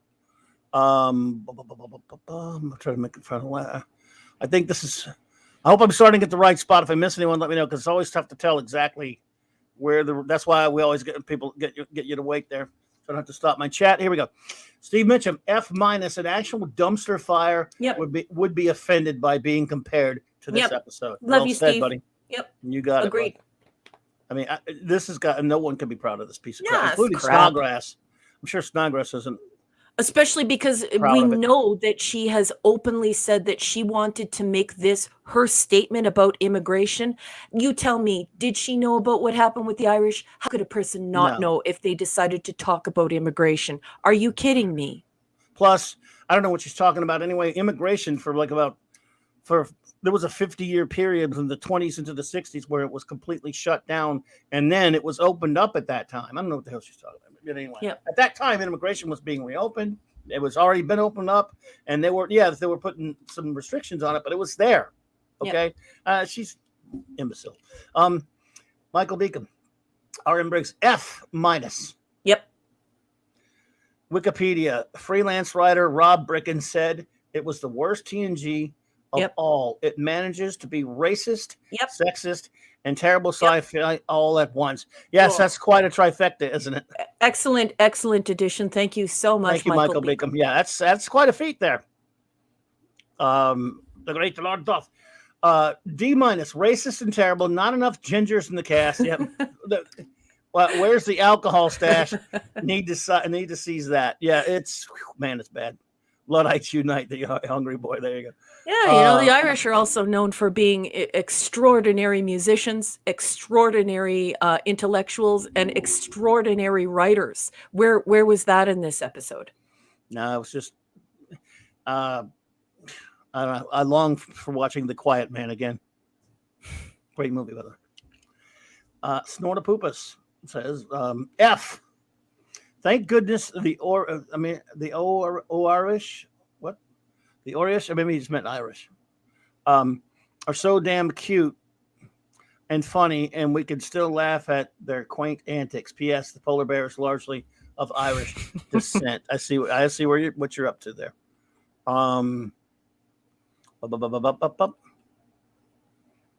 Meanwhile, orbiting Mariposa, Commander Obvious takes the opportunity to tell Picard that the Prime Minister is hiding something. How could he ever get by without her? Send in the clones. Send in the clones. If 20th century science could invent fire suppression systems, which interrupt the fire triangle, fuel, oxygen, heat, without killing people in the room, why can't the Federation do even better? I do not know, sir. I don't have an answer. Let's see here. Mega Oh, Cropper. Steve Mitchum, he's saying that Snortopoopas was saying Irish with an Irish accent. I know. Oh, okay, well done. I can't do an Irish, and I'll have to watch me the Quiet Man a few more times to do the. Raymond F. Yeah, probably F minus. Exploitation at its worst. I hope I didn't. Maybe I added an minus, but you're better for it. What a beautiful thing to say. That is exactly what this is, Raymond. Absolutely beautiful. Exploitation. Love you, love you. We have our good friend Enigmatic, a drop there. If you'd like to take those, and then take Jill, if you're okay, no problem. We got a two-parter here coming from Enigmatic Drop Bear, and he's given this episode a D. He says the Irish stereotypes used in this episode were insulting. Yes. The story was cheap and contrived. Yes. I bumped up the grade a little as I thought the acting was very good. Okay. That lady was actually a good actress. I forget her name. I mean, it's not, you can't never blame, even if the actors are shitheads sometimes, you blame the people who call the shots, blame the head coach. I think her name is Rosalind Landor. Okay. 2 of 2. The termination of Pulaski's and Riker's clones was problematic. It was an action that befitted some debate. Yes, an Enigmatic Drop Bear. Yes. Didn't she say, and haven't we been told time and time again, that she is, the preeminent scholar in genetics? Like, and why did they put that on top of this? Do you know what I mean? Why did they put the clone story on top of this if it was really about immigration? And I don't believe that Melinda Snodgrass did not know about what happened to the Irish. I don't believe that. You'd have to live under a rock to believe that. It's pretty bad. Anti-derivative Jill, go for it. Hey, gorgeous. All right, so here we have my fellow nerd, and she's got another Esh pick, but don't worry, folks. They're always enjoyable and incredibly insightful. We're going to do 1 of 6. Jill's giving this sucker a D-. The best part of this episode is when Worf has the Klingon measles. Yes, it's very cute, isn't it? Pulaski keeps it secret, and the two bond over a nearly deathly Klingon ritual. That was the only charming part of the episode. Didn't last long either. Yeah, 2 of 6. The European hegemony use Atari video game sounds for their distress signals. 3 of 6. The less technologically advanced society are presented in a very odd and stereotypical manner, which is best summed up by Picard when he laughs and says, "You need to bow to the absurd, not me." Oh, I love you, Jill. 4 of 6. She says, does anyone remember in Unnatural Selection wherein it became canon that you can reset DNA back to its original form in order to bring Pulaski back to her original age? Dun dun dun dun! Why I love Jill. Okay. 5 of 6. I get very excited about Jill's comments. I do. And I guess this episode is retconning that, which I am a little conflicted on because I don't want the transporter capable of that, but they don't even address it. Dun dun dun, dun! Nerd power. 6 of 6. Instead, the Enterprise decides what is best for these people, as they admit through blackmail, instead of allowing them to come to that decision themselves. Yes, yes, I love you, my fellow nerd. Indeed, a wonderful. Take a bow, baby. Take a bow, baby. Always a wonderful Esh pick there from the great perfection. Kal-El says F-. F indeed, buddy. Easily the most regressive episode of the second season of TNG, if not the entire Beautiful. series. Absolutely. Regressive. What a great word. Love Yep. it. Love it. Love it. Yes, a word I fully endorse. It's so true about so much going on today, and this look how long ago that was. Max Redstone F minus. I could sentence the Picard and Riker crew to have to suffer life with all the Pulaski clones. I forgot this episode. You have reminded me of it. This keeps the bar low so Wesley could shine. Was he even in this one? Hardcore Fenton mod. Just imagine Pulaski. What was he? Was Wesley even in this one? I don't know. Maybe. Shut up, Wesley. Shut up, Wesley. Captain James A. Skywalker. F for filth. Enough said. Agreed. Enough said. Filth indeed. Filth indeed, sir. The Catman, aka D.D. Myers. I give this episode a FFF plus. I can't stand watching with one every time. I do. It just It just makes making me sick at stomach, and go for a walk to cool down. Extremely makes me mad. I think you mean. Yep. Well, no, look, I understand. I know where you're coming from. Gotcha, honey. It's garbage. That's probably. It is. I don't think we're going to see too many high ratings on this one, Catman. Well, if we do, fine. Whatever your opinions are, fine, of course. Yeah. J.T. Kirk, F minus. Even one of the top 5 most beautiful guest actresses on TNG couldn't save this one. Yeah, I agree with. She was amazing. Love her. People complain about the S1 racism towards Africans. Season 1, I think, yes, in Code of Honor. But to me, this is far, far worse. I just want to stop for 1 second. I totally agree, because JT Kirk, as you and I both know, and I know you know this because you and I have been friends on Twitter for a very long time, that Code of Honor, those were actually intended to be crab people. Yes. They were intended to be crabs. So, yeah, Right. And this one, Melinda Snodgrass intended this to be a political statement on immigration. So you were totally right, JT Kirk. This is like the slime of the slime. Like when you look at the slimiest slime, this is it. And yeah, I love your comments. Well, absolutely. And there was some trappings of stereotypical dumb stuff in that episode that we could call racist, but they were still aliens. Yeah. And therefore, And that guy got fired for that. Gene Roddenberry found out about it and said, "Look, you're not doing crab people. You did what? Get off my set. Get out of here now." He didn't even finish out the day. He was fired on the spot. I can only imagine what Gene thought of this one. Who knows? But JT Kirk's second part: if you're a young Starfleet officer, never ever bring a person of the opposite sex to your quarters alone. Riker was praying to get himself Me Too later. Wolfie says, rating F. Sorry. Yep. But you can rant about it, Tim. So I can't see. Drunken, cross-eyed characters. Yeah. Are we watching MASH now? I wish in this case, or Looney Tunes. Mm-hmm. You're despicable. The episode's take of Irish culture is about as accurate as a box of Lucky Charms. Yeah. Oh my God, I love you, Wolfie. I could go for some Lucky Charms right now. Yeah. Yep. About the only thing that redeems Trek's portrayal of the Irish is the later Chief O'Brien's episode. So yeah, good old Chief. Yeah. Phantom Outsider says, F. Was this written by Packley? No, they're way too smart. Take a bow, baby. Take a bow. That's a gooder right there, Phantom Outsider. That's a good one, but I'd have to say no because they're way too smart. They're probably way better writers than the jackasses who approved this one and wrote it. The writers believed they were smart. They were wrong. Why does the transporter bring up the hey for the Irish, but surrounding ground isn't brought up? Mm-hmm. For anyone else? That is a good point.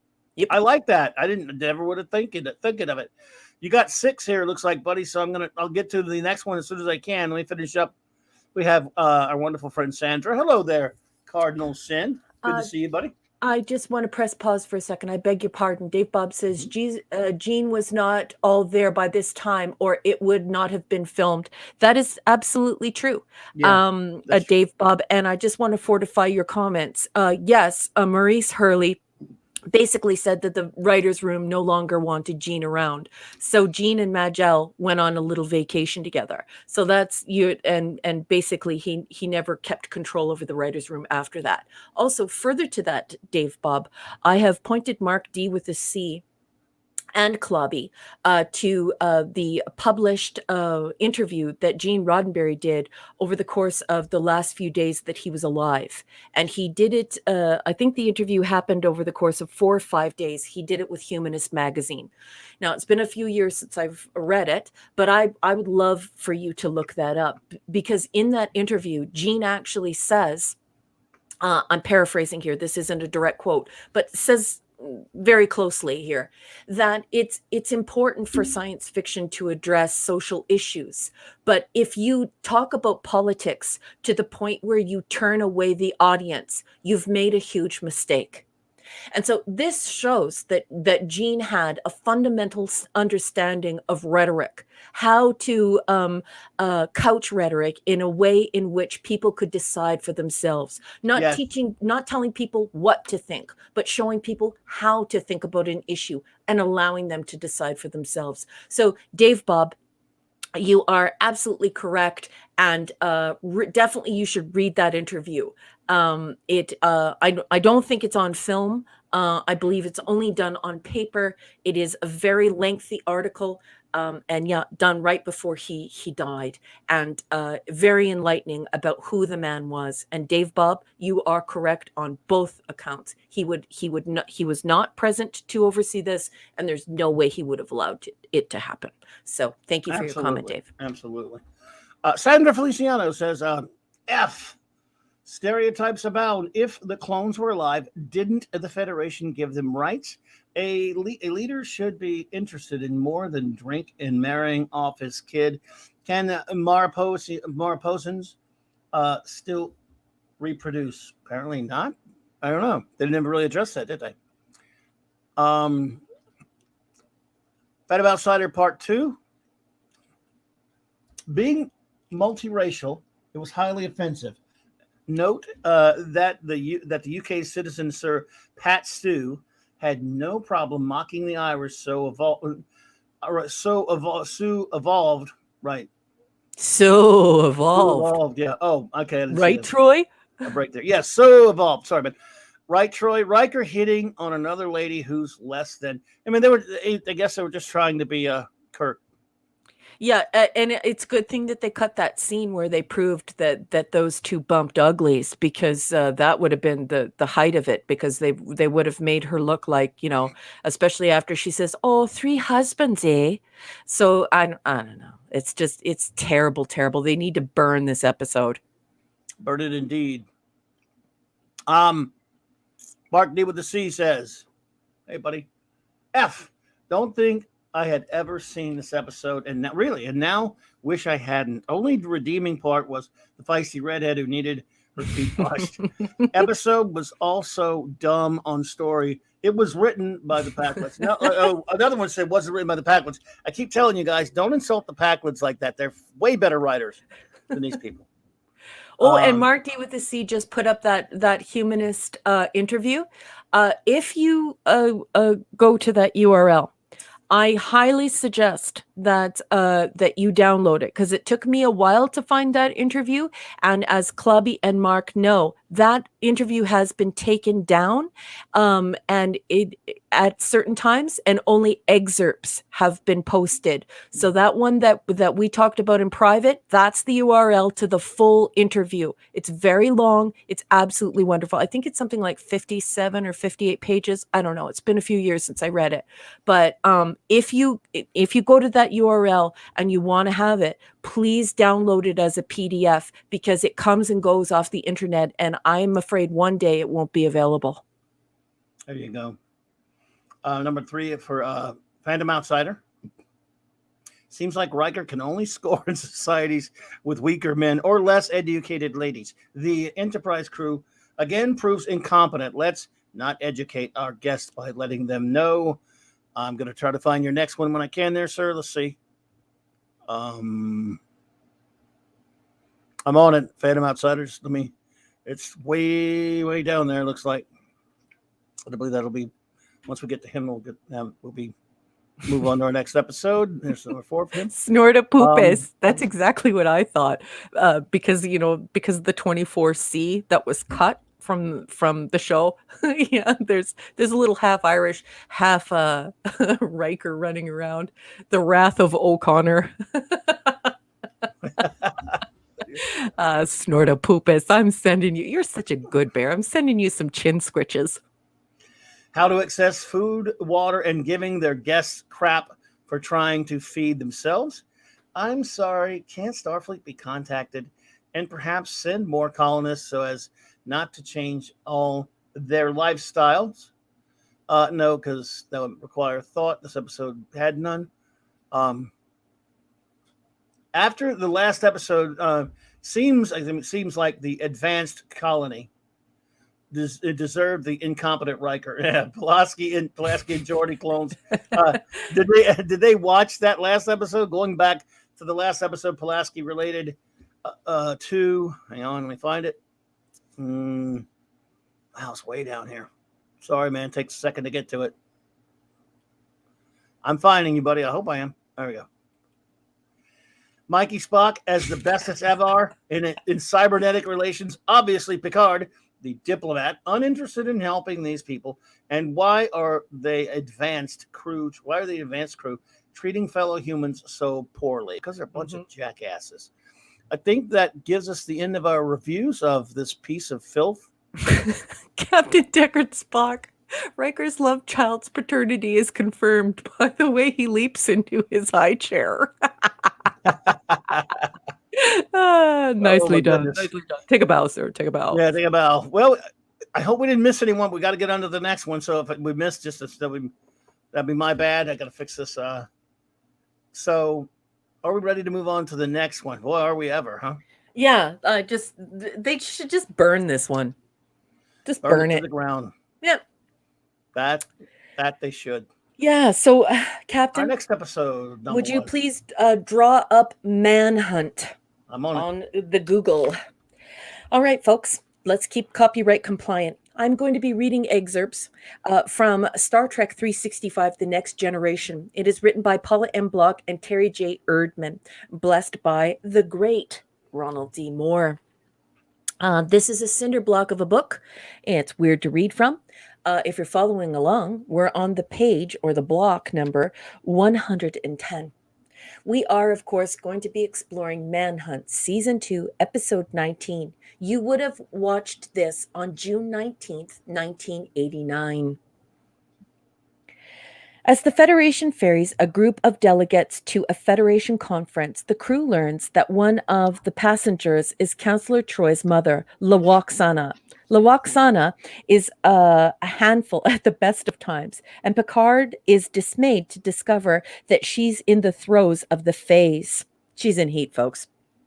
A time of life that quadruples the Betazoid woman's sex drive. To escape her advances, the captain flees to the holodeck to pass time as his favorite gumshoe, Dixon Hill. Meanwhile, Dr. Pulaski watches over a pair of comatose Antedian delegates. There's another tile, and so I shall read it. 111. Makeup man Alan Apone or Apone, depending upon what his nationality is, was in the right place at the right time. It was my very first day working on The Next Generation, he said. I had just finished doing Miami Vice, and when I got back to town, Michael Westmore asked me to come in. The Mick Fleetwood makeup was first up. Mick Fleetwood, drummer for the iconic rock and roll band Fleetwood Mac, their 1977 album Rumors held the #1 position on American music charts for 31 weeks, wanted to be on the show. And it didn't bother him that the Antedian mask would render him unidentifiable. He's a huge Star Trek fan, Apone says. He just wanted to be a part of it. Yeah, well, they all say they're a huge Star Trek fan.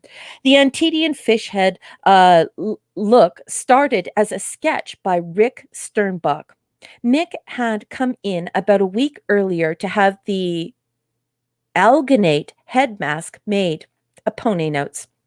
Then Michael had the mask molded and sculpted in his little lab setup.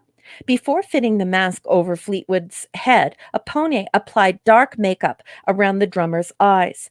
The mask had to be easily removable, Apone says. So I only partially glued it to his face and didn't glue it around his eyes. I put the makeup around his eyes so it would blend in and hide the seams. He also placed strips of foam tape on Fleetwood's cheeks and nose. Those are pressure point places, he explains. The mask was tight, and they gave his face a little relief.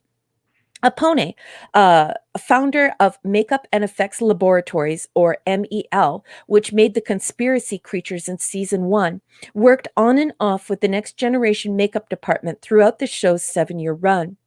And in between his responsibilities on numerous feature films, he often returned to Paramount to work on Deep Space Nine, Voyager, and Enterprise. Every time I came back from doing a feature, Michael would call me. Despite all those faces he worked on over the years, he never forgot that day with the drumming Antedian.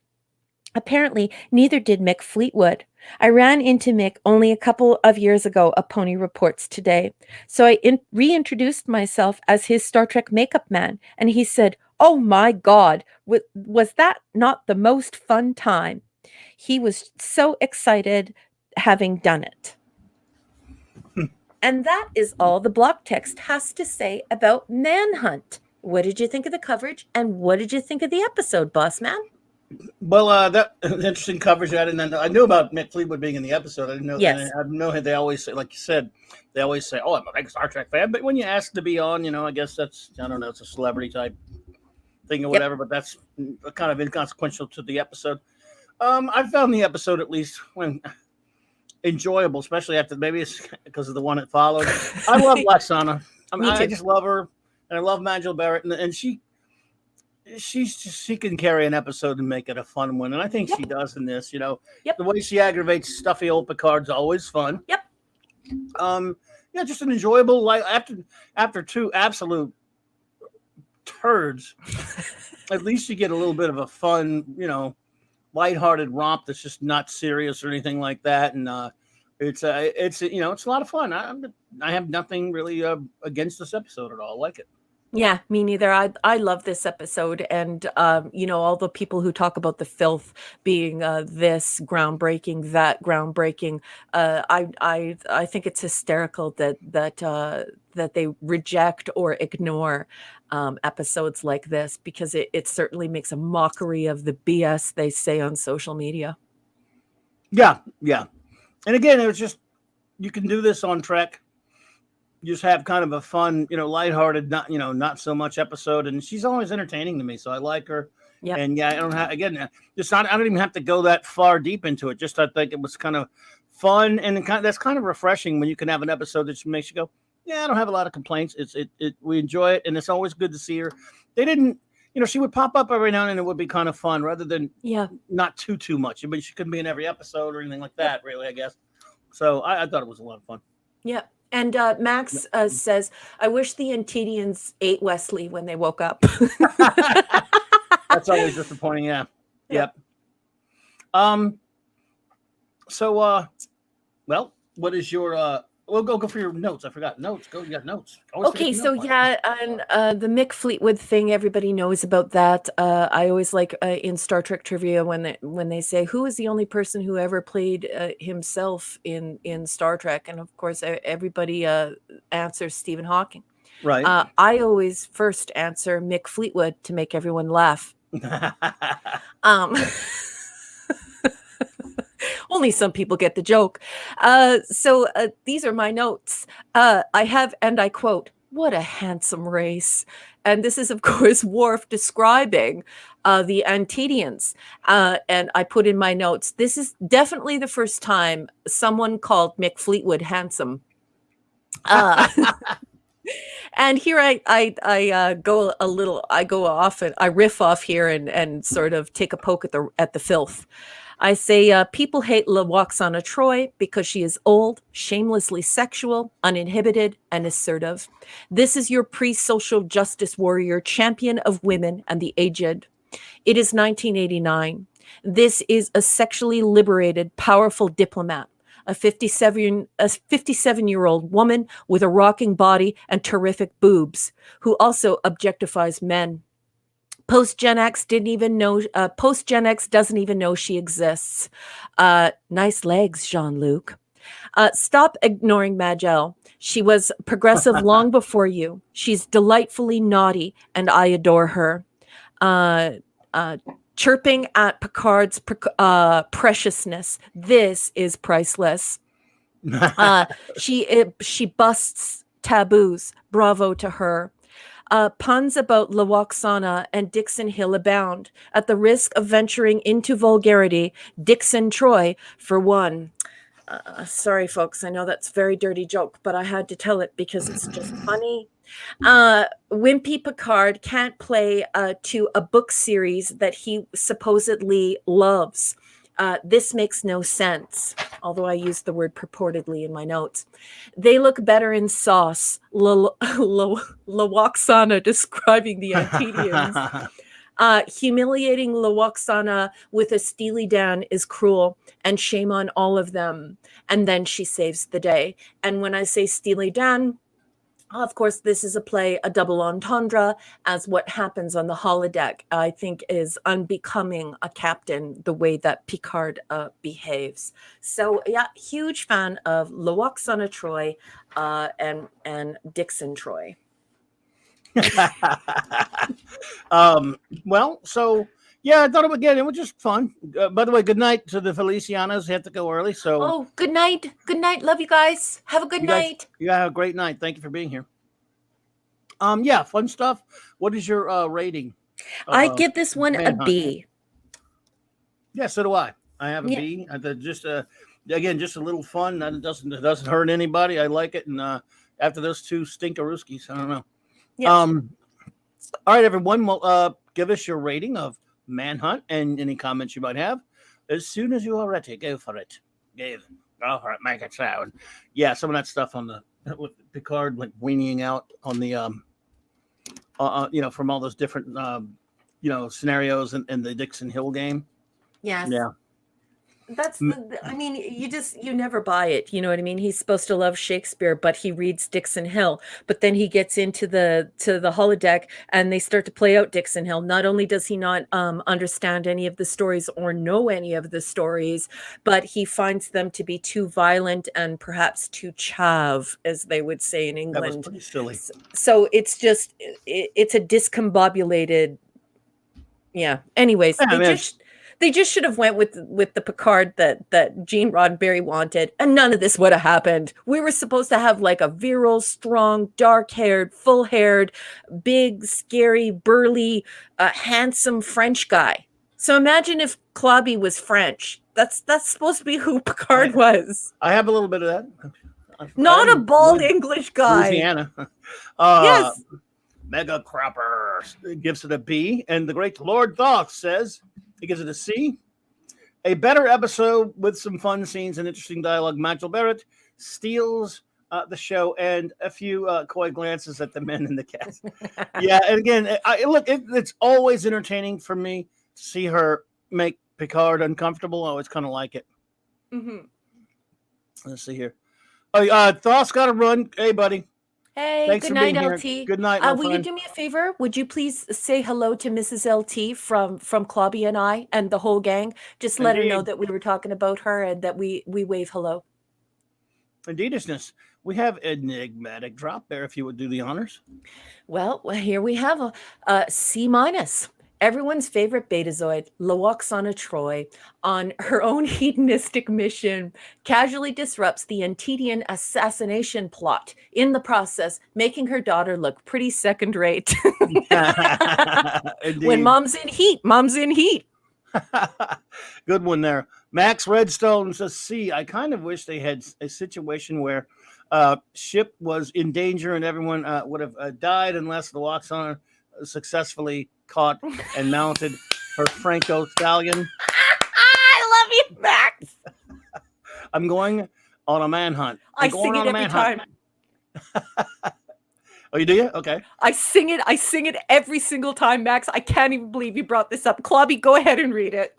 I'm sorry to interrupt. No, you can read it if you want to read that part. I'm going on a manhunt. Turn it around. Women have been hunted. Now they're hunting around. Manhunt. We all got the need.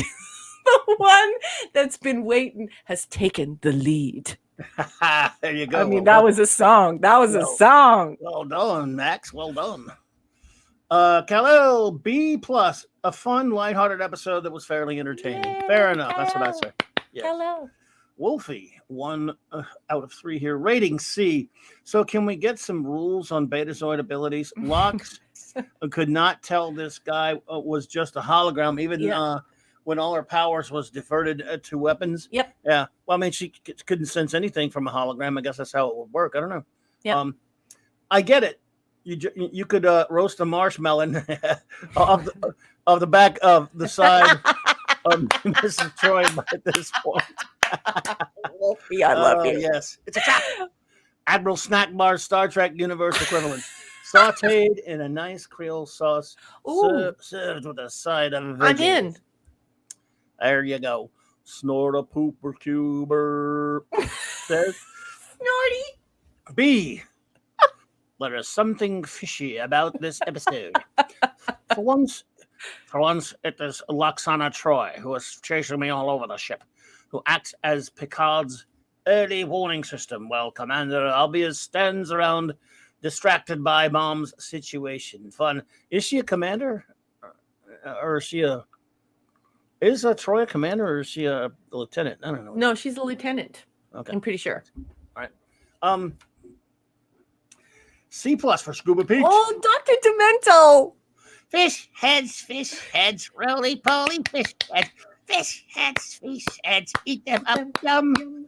Eat the squid up, yum. Always enjoyed the fish sticks in this one. I love you. The great Steve Mitchum says, I may be in the minority here, but this one is a total failure to me. I can't stand Loxana or Dixon Hill.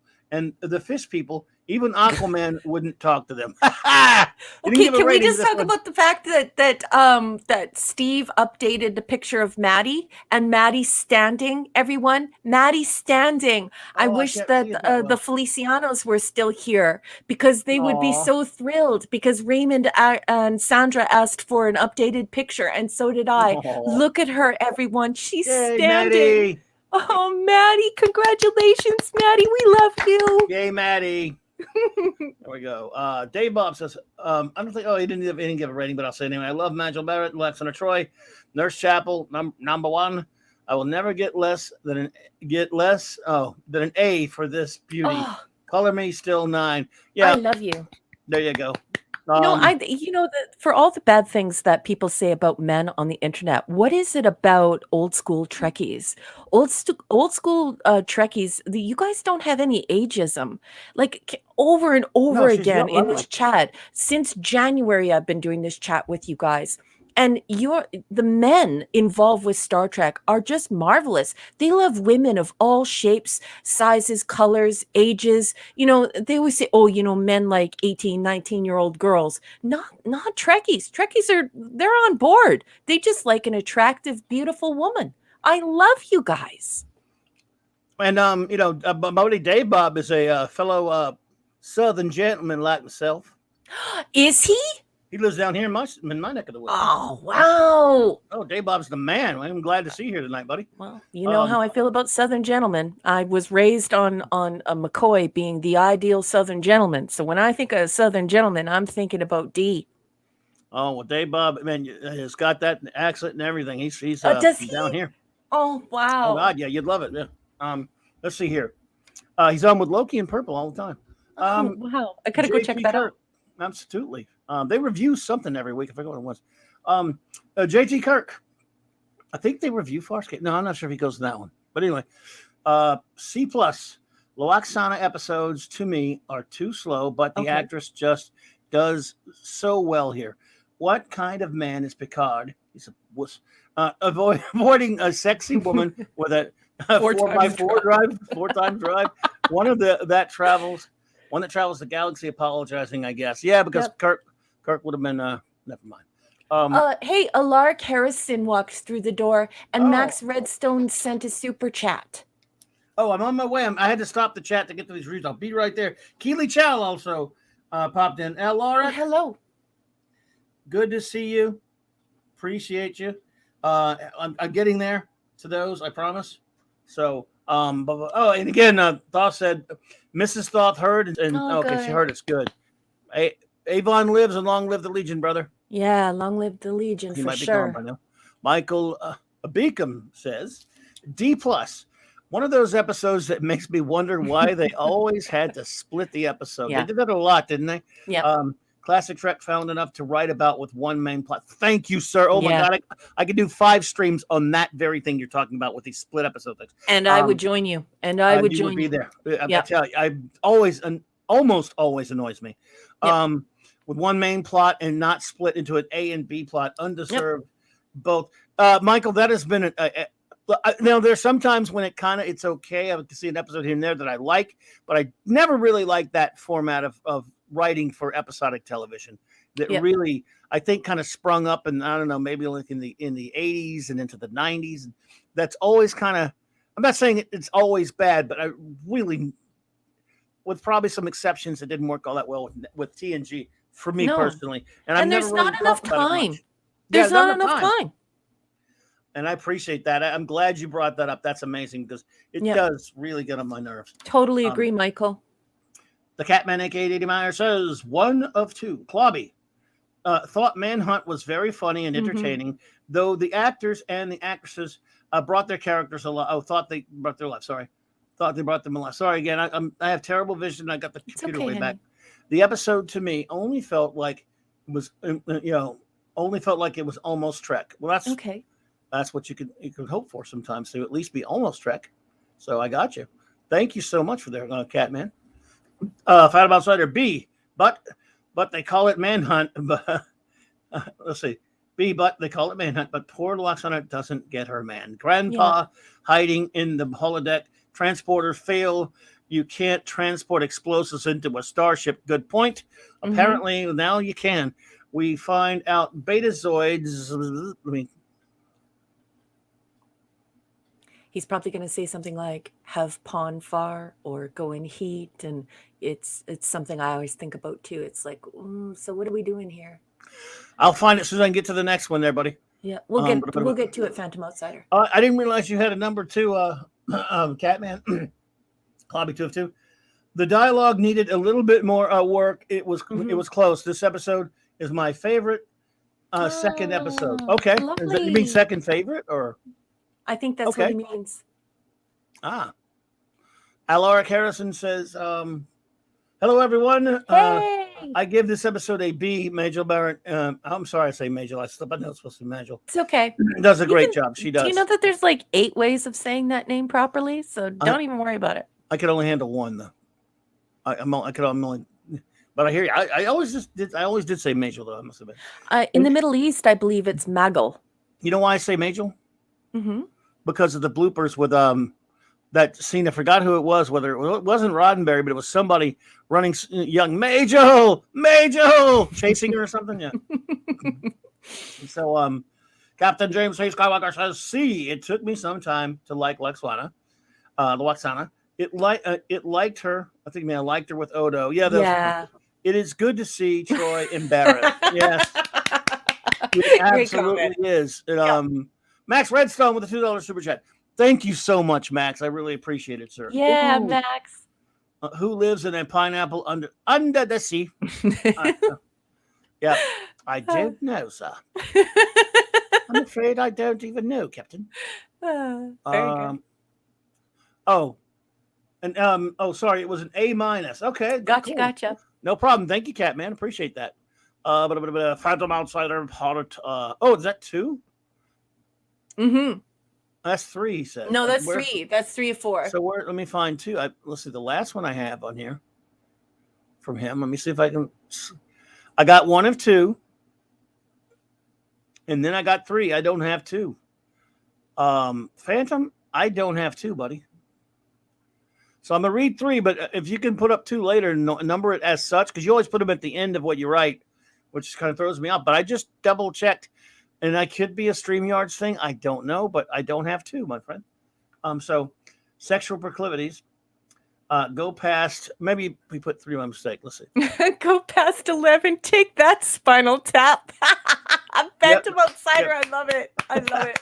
Riker gives Troy a double take at the news. Note, they didn't get married till that overdrive kicked in. The fish heads were sentenced to be fed. Okay. That's so funny. That says 3 or 4. Well, there's 4 for Phantom Outsider, but I didn't see it. He just said that he misnumbered by accident. Okay, thank you, buddy. Appreciate you. Two at Store to Poop Skewer, looking for justice and a free meal for our favorite polar bear. What a great thing to say. Yeah. That's the first thing I thought of watching it this year is Snorty, giant fish. Indeed. Well, we have our next wonderful Esh pick from Jill. So you're up, number 1. Go. Yeah. Hello, my gorgeous nerd, my gorgeous fellow nerd. Anti-derivative Jill. She's given us a 6-parter, and she's not revealed her grade, like what grade she gave it. So let's see what unfolds, folks. 1 of 6. Lwaxana is somehow less annoying with her higher libido. Unlike her, I would have been charmed by Data's brown dwarf and math discussion. Of course she would. I love you, you nerd. It's so good to have another nerd around, by the way. You know I love you. Picard's ruse would have backfired with me. Yeah. Oh, that's 6. 3 of 6. Yeah, there's 2. Instead of being honest, he hides in his holodeck books, which is fine by me. Even this part of the episode does humor well, with every story becoming more and more violent to Picard's chagrin. 3 of 6, amended for Raquel. I gave the excuse that he just wasn't in the mood for this for a ruckus adventure and just wanted a more relaxing story, as I get that way sometimes with video games. Oh, nice. My only huge issue is, even though it's a really lovely scene, I don't buy at all that Lwaxana doesn't know what a holodeck character is. Yeah. And I also don't like that they delight in humiliating her. Do you know what I mean, Jill? It's like, that makes me think less of Picard. And then Jill says 5 of 6. I love the design of the Antedian, but it's just too bad they played villain. I'd have liked to see them again in a more truly diplomatic form. Yeah, like true diplomats and not assassins, right? Exactly. 6 of 6. It gets a B. Oh, so she's revealed it. It gets a B because I had fun, even lacking much sci-fi. Lwaxana is a full, rich character who I've learned to appreciate more with time. I love you, Jill. Well said, Jill. Take a bow, baby. Another perfect, excellent review. Indeed. The great Mark D with a C says, C+ episode where the story is secondary, character study saved by Lwaxana Troy and Majel Barrett's great scene presence. If yes, I need a save from a bad dinner guest, is Data available to hire? Yeah, that was pretty. That was kind of an awkward scene, but it was funny. Waiting for Mick Fleetwood to shout out at the end, so long, and thanks for all the fish. With regards to Douglas Adams, the great Douglas Adams. I love you, Mark. He's so funny. Let's see. I think we got everybody. Oh, Chris has to run. Chris Persia, that was probably, it might be gone already. But oh no, appreciate you.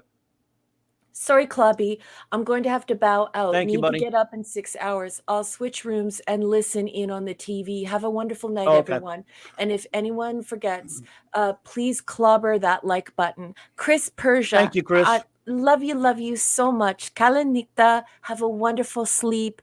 I'll see you next week. And thank you so much for wrenching tonight and just for your excellent company. Take it easy, honey. Yeah, buddy. We appreciate you being here, man. If you're still hearing this, bro, we're always a pleasure, my friend. You're the best, buddy. Ted Milich, hello there. Good to see you. Thank you for stopping by. Yay! Always great to see you. Let's see. So I believe we've got it all now. I think we're ready to move on to our final episode of the evening. I feel like, and I really do. I'm sorry. I have to apologize in advance to Steve Mitchum because I feel like Johnny Carson, when he gets to the final envelope, we hold in our hand. I hold in my hand the final envelope, and then they start clapping it and clapping, and he gets pissed off. Anyway, Jill and I love it. that is wild, weird stuff.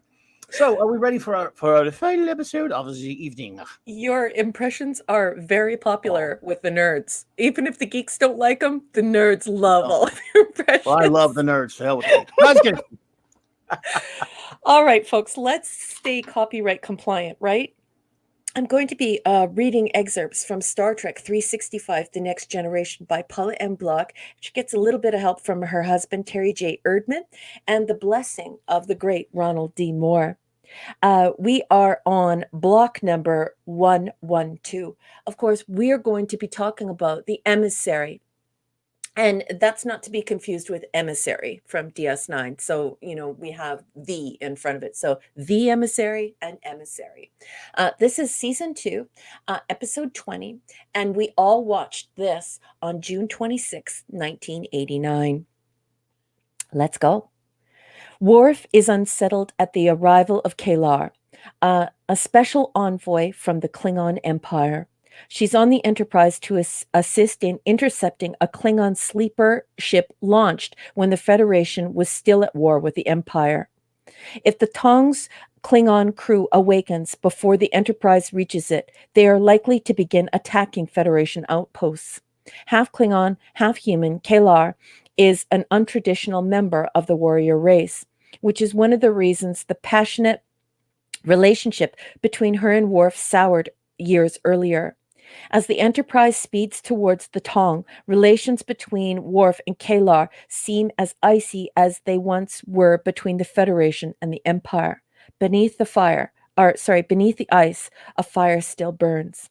Although she played I talked about this a couple of weeks ago. Although she played 4 different alien characters, a Vulcan, a half Klingon, a Q, and an Andorian, in 3 different Star Trek series, a TNG, Voyager, and Enterprise, actress Susie Plaxon, who is, oh my God, I love her.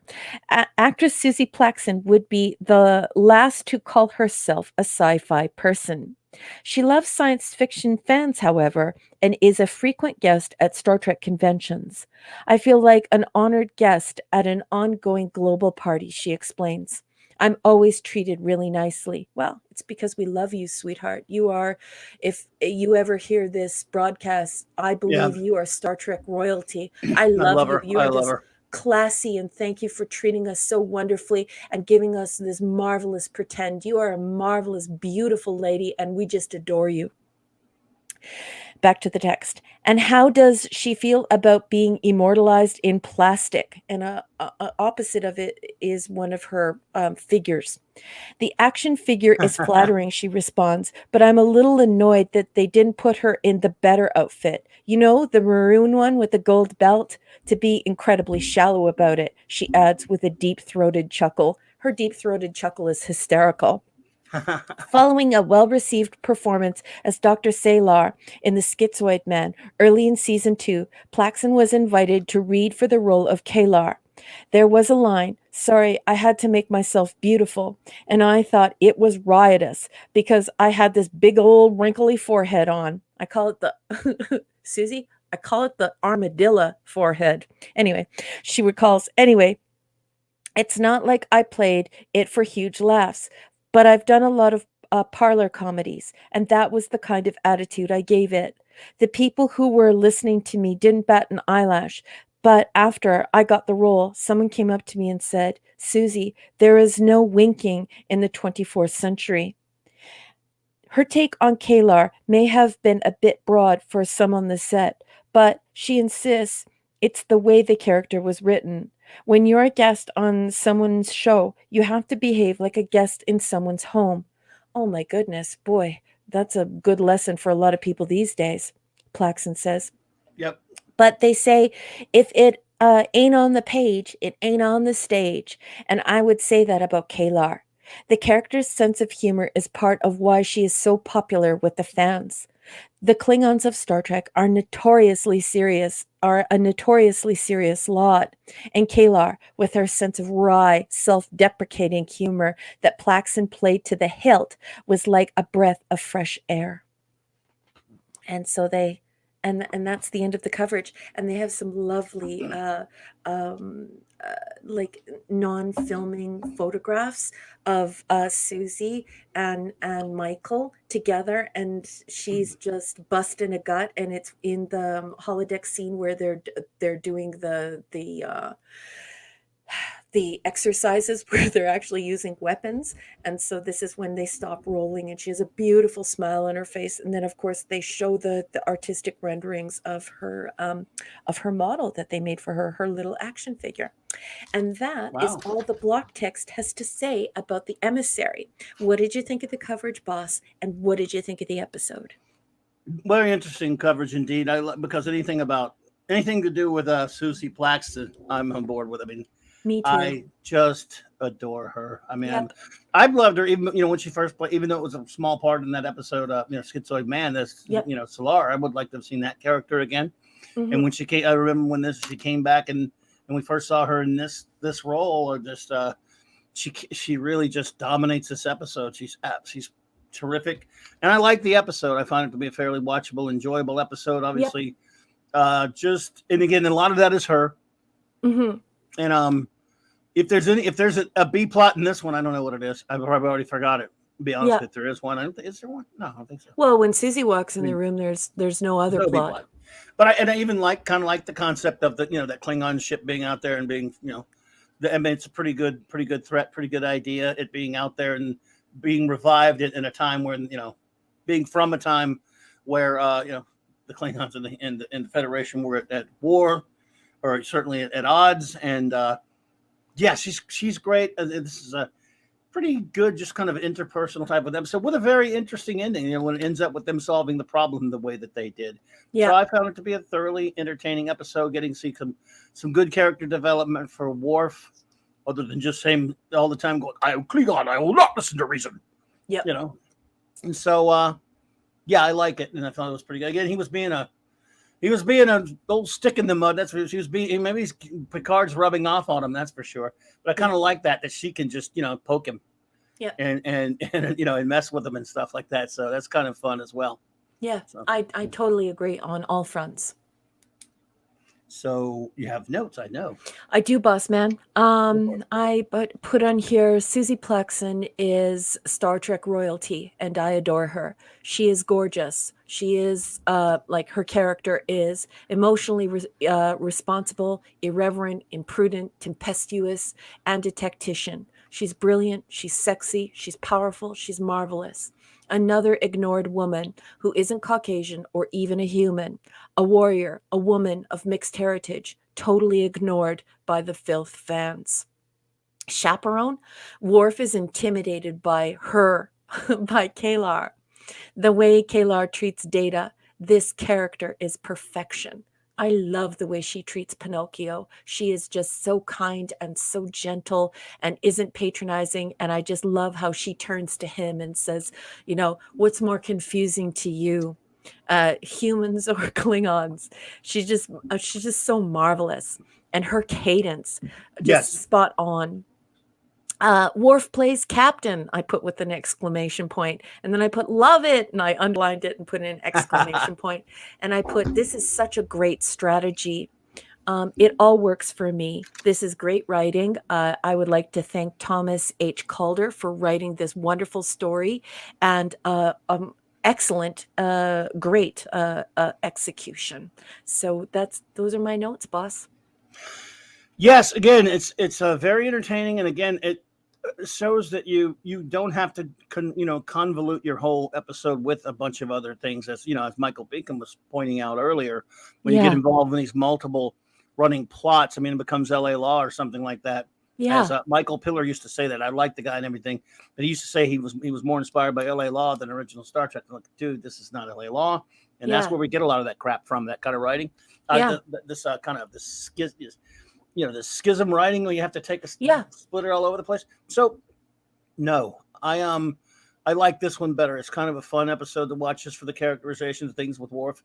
She's just so terrific, though. She absolutely elevates every scene she's in. I don't know how she's not a superstar, because she just, when she walks into a scene, she just takes over. She's that powerful. And not just as this, great character, K'Ehleyr. She was even in some, when she's not the main, focus, like in was it Schizoid Man? She was great as an android. I'm having trouble remembering the Voyager character she played for some reason. I've seen it, but Andorian. that was on Enterprise, though. Yeah. Yeah, and what the Voyager one? Yeah, was it a Q or something? Yes, it was Q. It was Q. Yes. Okay, so I can't. Sorry. That's right. Yeah, there you go. That's right. She was Q's. Yeah. Was she Q's girlfriend?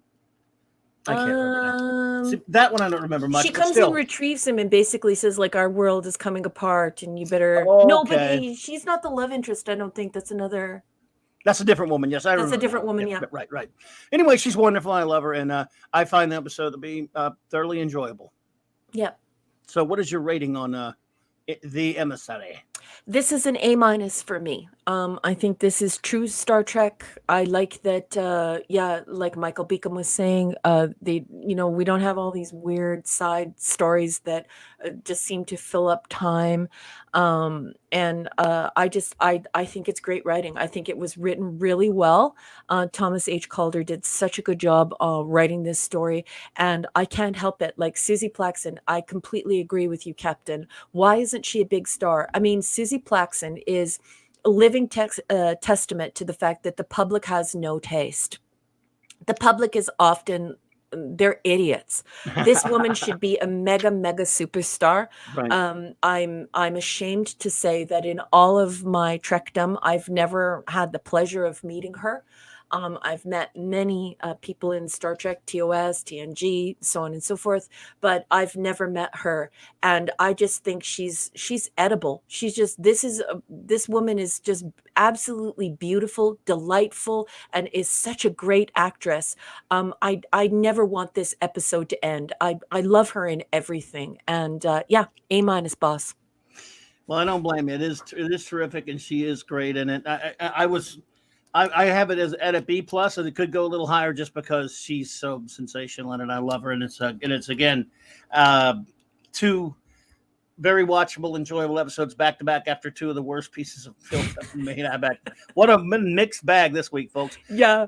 I had to stop the chat because Dave Bob put one in there early for me. I didn't want to miss his, so I'm going to go now. But I'm going to go ahead and ask everyone now to go ahead and put your rating and any comments you may have on the Emissary, and we're going to get going with our comments here. We have Dave Bob, buddy. Again, I'm glad to see you tonight, bro. The first half Klingon, half human. No offense, B'Elanna Torres. B+, lover. I'm with you there, buddy. What a great comment, because I think that's where they got the idea for B'Elanna. Oh yeah. You know, like 100%, Dave Bob. I love that comment, sir. Got another fine Southern gentleman. I can hear your accent from here. I want to pour you a mint julep. Well, we don't have those in Louisiana, do we, Dave? Well, Dave might. I don't know. He might. I thought that's Georgia. Georgia, but they may have some. They could have snuck some here. What's the drink where you are at? I beg your pardon. I'm sorry to interrupt you, sir. For me, it's sweet iced because I'm a boring geek who doesn't drink. But Dave Bob can ever tell you though. Okay, I'd love to know what the drink is in Louisiana. Go for it, Dave. Tell her if you know it. Yeah.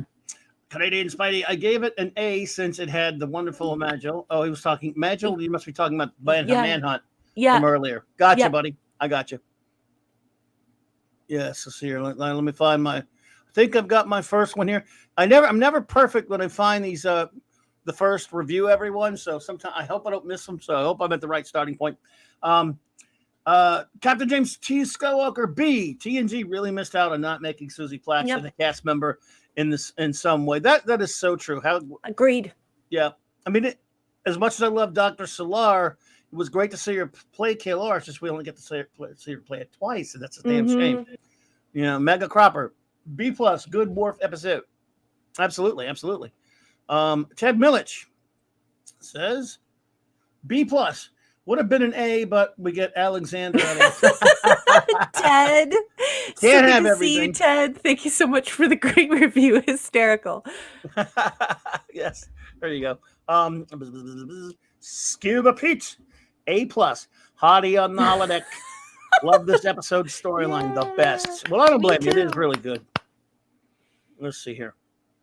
An A for J.T. Kirk. A top 25 for me, and the best for me of the season. Oh, good. Wow, there you go. That's a high rating indeed. Captain Worf. Captain Worf. And so many other elements were just so cool. The Worf character developed. The Worf character developed, yes. So did what we know about Klingons.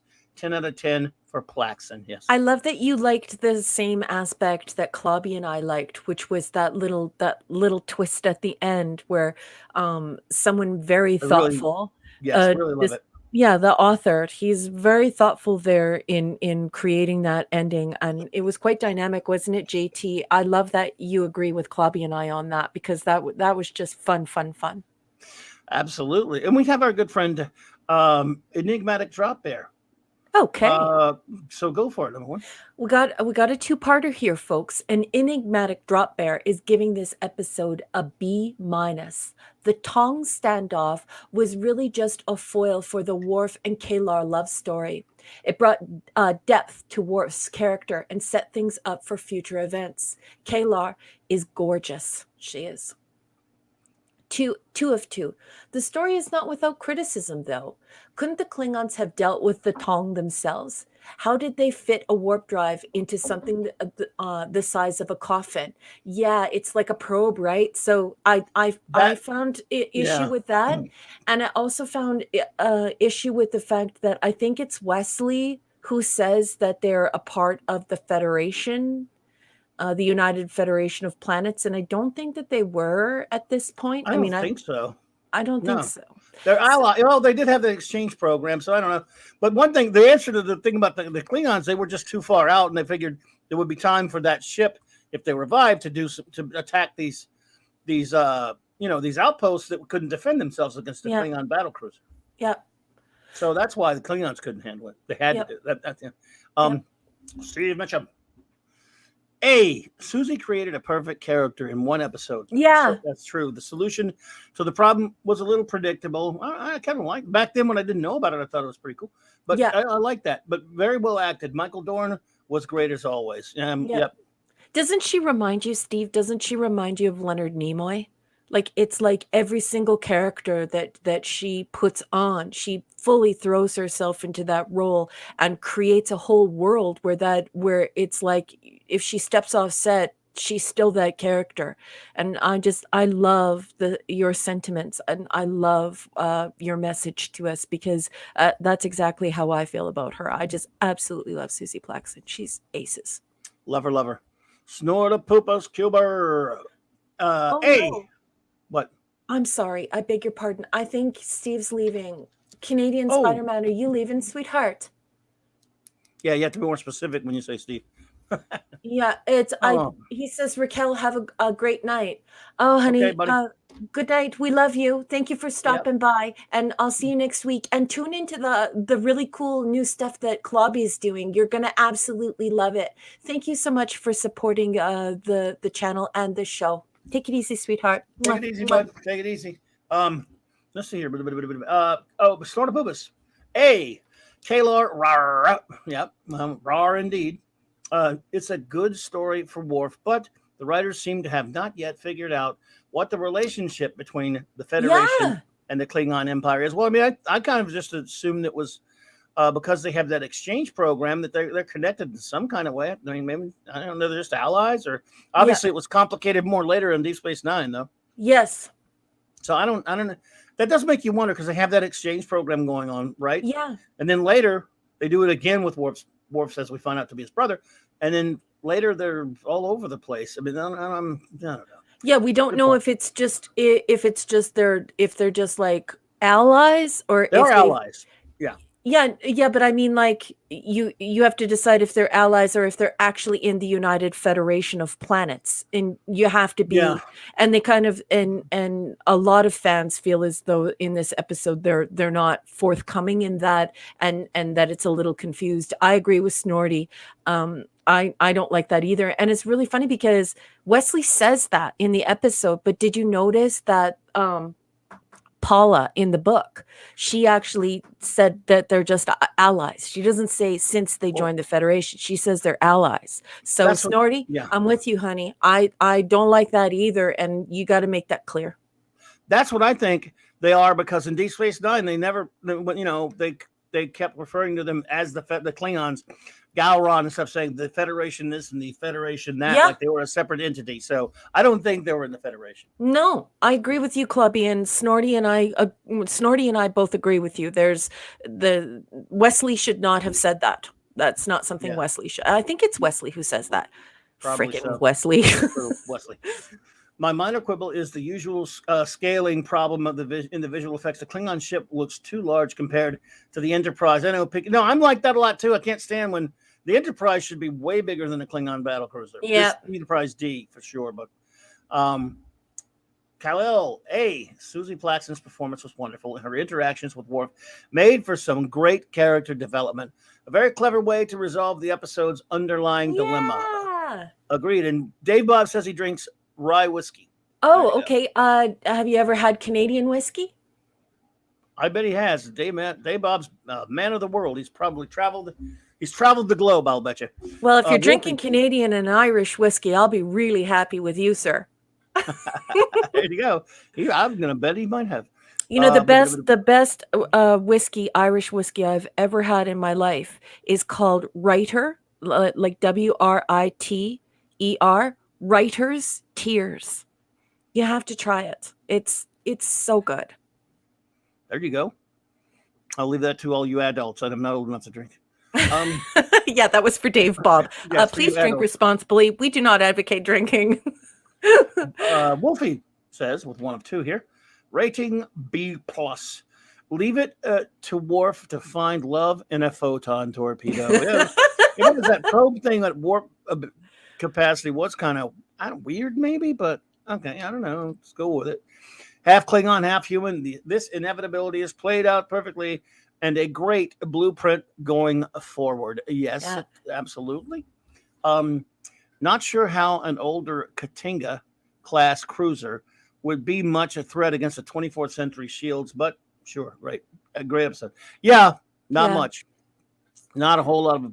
No, yeah, wouldn't do much to them. Scuba Pete's had writer's tears. Of course you've had writer's tears. You're like the greatest person. I swear, if you and Leslie lived closer to us, I would have you over every weekend. You guys are just the best couple ever. Well done, sir. Phantom Outsider. Kalar steals the show. She is more competent than more than half the regular crew. Oh yeah, she is.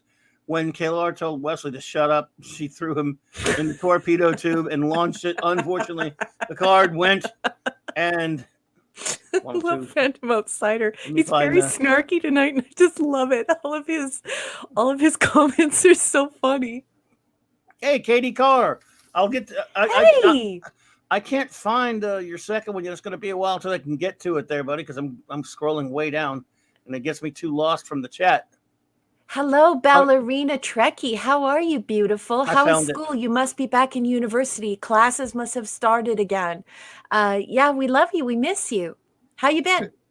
Good to see you, Katie. Yeah, I hope you've been well.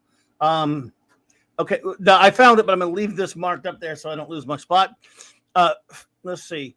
Picard went and fetched Wesley back. Why? When will we be rid of Wesley? Kalar should have been a series regular. Fire Wesley. Oh, yes. Yeah. Wesley is a notorious liar, and Wes is a packlid. No. Yep. Again, insulting the pack. What's wrong? Scuba Pete. Do you know that it's so funny that you say that at 36 minutes past the hour? He says, Raquel, we would have had you guys over last night for a barbecue. It's so funny because last night when you threw that pork tenderloin on the Barbie and it was all like dressed in, I think it was like honey or maple bacon or whatever. Andrew actually showed it to me on the phone while you were making. He's like, "Did you see what Scuba Pete made?" So it's so funny. Yeah, we love you, Leslie, so much. Anyway, sorry. Indeed. No, you're good. Steve said something. Let's see. I think Raquel might be thinking of the classic New Orleans drink, the Sazerac, which I don't know. Oh my goodness, I haven't heard of that in years and years and years. Hungry Boy, thank you so much for that. Says A+, because I do like romantic motifs, and this ep really went for the frustrated romantic attraction element, while being respectful to both characters. New writers could learn a lesson here. Boy, could they right, Hungry Boy? Like, yeah, I can tell you're a true science fiction fan. You're like I am. I don't mind love and romance in my science fiction. I'm not opposed to it if it's very dignified, but if it becomes like too sloppy, like CW or Harlequin romance novel, I get really, really off put by it. I'm a huge Isaac Asimov fan. I like Carl Sagan. I like hard science fiction. I like science fiction, and I even like science fantasy. But in my science fiction, I don't like too much romance unless it's super dignified like this. So great comments, Hungry Boy. I totally agree. Indeed. Alaric Harrison says, hey, the more Klingons, the better the episode. 2 thumbs up. Absolutely. Now, Jill says, well, you can go for that. She didn't get a chance to watch it all, but go ahead. Well, hello, beautiful. Jill says she's got a 2-parter here, and she's giving this one an A. She said, I didn't have time to rewatch and critically analyze this episode, but I remember the main plot. This episode gets an easy A simply because I have only great memories regarding it. Oh, what a beautiful thing to say. 2 of 2. Also, Worf wears the captain's uniform very well. Maybe later I will rewatch it to give it my more classic, thorough review. It deserves the attention. Yes, love you. absolutely. Great comments. Absolutely, Jill. Claudia, 1 of 2. Let's see, 1 of 2. This episode was great fun, entertaining, had a blast watching it. Never get tired of watching it. Funny in spots as well. Yeah. I love Dear as the actress in this one. Dear. Let me see where your second one is there. You said you have. Oh, there's Catman. Okay. Gotcha. The storytelling on this one was great. Yeah. The actors and actresses brought out each character to life. I give this one one A-. It's a great story. Hand off to the rest that wrote it. Absolutely. Yeah. Great. I totally agree, Dee Dee Myers. Great review. Thank you, sir. Thank you so much, Dee Dee Myers. Appreciate you. Michael Beacom said, can't rate it. To be honest, I don't remember this one well enough and didn't get a chance to toss the disc in to rewatch. Okay, that tells me it did not make any major offenses to stick in my mind. Yeah, you might. Yeah, give it a watch when you get a chance, Michael. You might enjoy it. Yeah. Yeah, the sequel to the episode is amazing. Wolfie, I really did like that one. Yes. Yeah. And now we have the great Mark D with a C. A+, Susie Plaxton. Why not? What's not to love about that redhead? Yeah. I love her. Her character is so well written and brought to life by her charming acting. I'm so with you there, buddy. The story of the space kid Klingons is well done. The space seed Klingons. Sorry, I'm dyslexic. Sorry. Klingons is well done with a great twist to trick them into disarming at the end. Give us a Captain Wolf show. I would take it if it's in the real universe. Katie Carr. Love to see you, Katie. I made it just in time. Yes, you did. The Emissary is one of my favorites in TNG. Adored Kilar and her personality. Sorry, had to make myself beautiful. That was an easy A rating for me. We love you, Katie. That's absolutely it is. Worf, is that your baldric, or are you just happy to see me? Let's see here. if we have any more.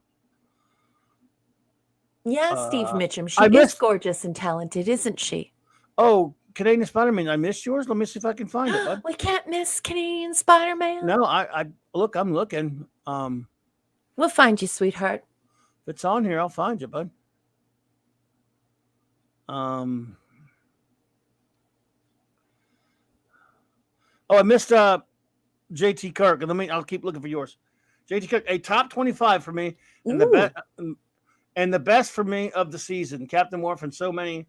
Did I read that one? Yeah, you got that one. I'm sorry, JT. I'm so. That's okay, honey. There's a lot of people in senile. this room. Don't be hard on yourself. Canadian. There you are. But dude, man, I hate when I miss Did you stuff. find them? Yes. I must have missed a chunk there, so I'll go back and check. Sorry about that, buddy. Canadian Spidey. We love you, man. I give it an A since it had the wonderful Magil. Oh, that was the one from before when you were talking about Manhunt. I did read that one. Yeah. Do you have one about the emissary? If you do, throw it in there before we get done, and we'll go to it. Eric K's not here. Who's wrenching tonight? Is it No, Mark D well, with a C? And Mark D with the C's there. If he could help us, Honey, if you can see it, buddy. Yeah. But if not, no biggie. He could always put it back in there. I can't see who's wrenching, by the way. Didn't he have to leave? Didn't he have to leave? I don't know. Did you say Canadian Spider-Man had to go? Yes, he did. Yes, he did. Yeah. Well, I'm sorry about that, man. I don't see the one you're talking about, Bob.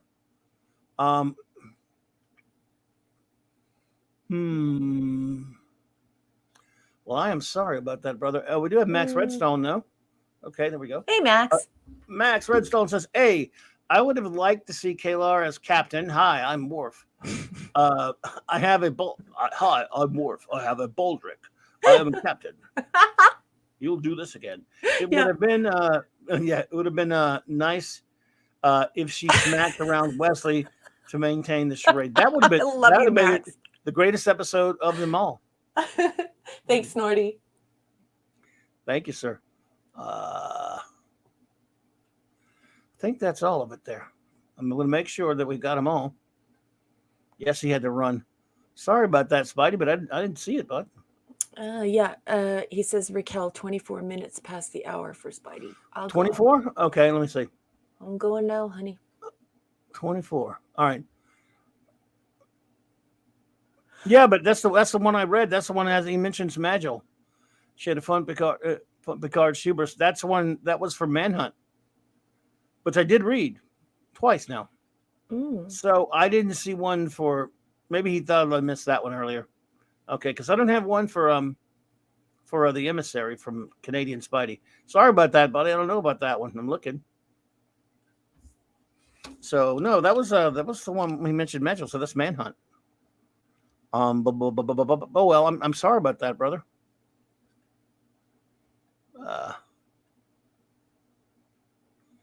All right. Well, okay. Well, in the end, hey, there we go.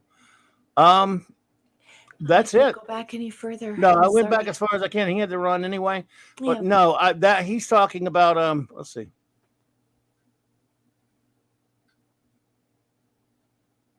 Yeah. Well, yeah, maybe Doc Ock erased it. Yeah. Thank you, Captain, and thank you, Mark. I think he was. I don't know. I don't think he put one in there for in the emissary, but he's gone now anyway. But we'll make it up to him if he ever wants to say something about that episode, of course. Yeah. But no, maybe. Scuba just said that's the only one he sees as well. And yeah. Sometimes when I watch a stream, if I have to go off somewhere, like if I have to mute it for a second, rather than just turn my speaker down, it'll slow up on you. You'll go back and you turn it back up if you want to keep listening. You'll have to move the needle forward because YouTube will slow it up, and you'll be like minutes and a long ways behind on the stream. Yeah. He might have had to put mute on something or whatever, had to do something. That happens to me all the time. So this slows up on you. A little burp, and then you're not syncing up with the chat. Technology says, "Who's looking forward to Dune?" That's coming out in a few weeks. Not I, but I've never been that much of a fan of it. But I'm hoping it's good for all my friends who are big Dune fans. Yeah. You are. Ted, I am not looking forward to it, and I won't be watching it. but Oh, it's also because, I'm not a geek, Ted. I've never claimed to be a geek. Everything I know about comics, I learned from Clobby, and I'm still learning from him. I'm not like a huge film buff. I don't have like an encyclopedia knowledge of comic books and stuff like that. I'm a nerd. So for me, Dune is like a 900-page book. And I know many people have read the abridged version, which is like a third of that. And they read all of the sequel books. And so like it's a whole world for them. For me, because I know that it was inspired by Foundation, and it was obviously inspired by the Mule. Um, I'm not like, I just like the one book. I like the one 900-page book, Dune, and then it stops for me. And so yeah, I don't really enjoy watching them turn books, especially very long, like epic style books. I don't enjoy them turning them into films. I just don't. I think it's really difficult to do that.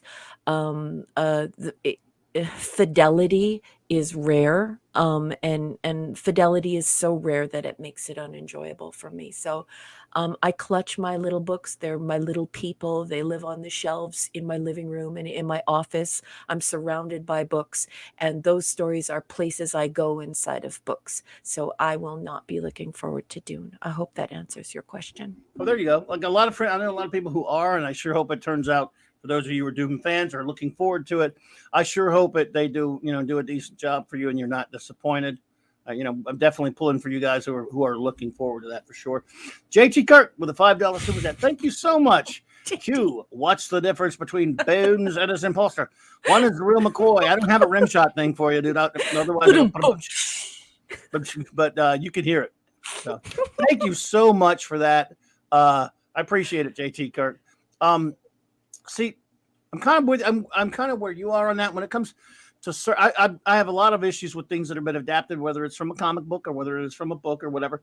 And when it comes to something like Doom, which I have not read, admittedly, but something that's a gigantic, huge, very, very well respected, just gigantic, thick, dense set of series of books that I don't think any a TV show one done well might be able to adapt it. Okay, that never happened, but a movie, man, you're going to need how many movies to even get close to getting it right, and they're Yeah. never going to be. It's never going to be enough, and it's going to be like a little bitty piece. And if the movie, for example, pleases fans of the book, it's still going to be a little bitty piece of the story. And will there be more? Will there not? When they finally adapted Ender's Game into a book, which is a classic, into a comic book. I mean, excuse me, and they did it in a comic a bunch of times. But when they adapted the book of Ender's Game into a movie, Mhm. it's not just that they didn't do all that great a job with it. I'm like, they didn't do a great job with it. And there are a lot of fans of that book. You just almost always, when you're a fan of a book for 20 and 30 years, they never really get it right. No, Your they don't. satisfaction. And I think that there's far too much political pressure right now for hyperdidacticism. And so we're seeing corporations assume a position of hyperdidacticism where they want to over moralize and be the source of edification and moral instruction to society. And it's overreaching, and certainly many times I find it extraordinarily insincere, because it's a marketing tool, and often that marketing tool is not aimed at egalitarianism or edification. It's more aimed towards hegemony and political outrage and social media outrage. So I also don't think that this epoch is conducive to being able to facilitate that type of in-depth novel. I am a massive, I make no mistake, I am a massive fan of the full-length Dune book. I think it's marvelous, but I am a hard science fiction fan, and I am a nerd, not a geek, and so I like my books to stay inside of my books. And I think that if you're going to venture into film and you're going to venture into TV, I think you have to do it with your hat in hand. There has to be some reverence there. And I definitely don't think that it should be driven as powerfully by the corporate ideals that are happening today. The corporate ideals that are happening today are really about wringing an IP of every drop of blood that's in it, and the fidelity is just not there. It's more politically motivated, and so it turns me off. Does that make sense? Absolutely, and that's one of the biggest reasons that I cringe now when someone's even, I cringe if it's something I'm really a fan of that's getting adapted, and even if I'm not, and I know I'm not a fan, but I know someone who is, I'm cringing for them when I hear this is the next thing on the Hollywood sacrificial altar. I'm like, well, that's not good, and so yeah, I'm totally with you, and that's 50 streams right there. But the It is. how things shouldn't be adapted, and how some things maybe shouldn't even be adapted. Yeah. One thing I would like to get with you now, because someone kind of reminded me of it in the chat before we get out of here. Next week, do you want to keep the seasons separate? In other words, next week there are only 2 more episodes of this second season. But we can still just do those 2, and then banter back with our wonderful chat a little bit, and I then think that'd be start. great. And then we'll start the week after that. We'll start season 3 fresh. Yeah. And we don't have to. We could Yeah. we could combine them, but if you want to have that and do it that way, what do you think? I think that it's better to just stay in the season and start the next season fresh. Okay. I We got also all the just time in the wanted to address this before it gets too far, because the chat's jumping up high. Hungry Boy, who is new to our community, has been a wonderful addition to our community. He's making a comment about didacticism and it being an anathema to good storytelling. Hungry Boy, yeah, I have a 4-year university degree in editing and writing. And what I find to be quite peculiar in this epoch is that didacticism is tantamount to purple prose. So usually in the hands of a skilled editor, didacticism is actually extinguished. It's gated. It's kept out of writing because, of course, it creates a presupposition that the viewer or the reader is childlike and requires instruction, especially heavy-handed moral instruction. So your statement is very, very good. I absolutely love this statement, and you are entirely accurate.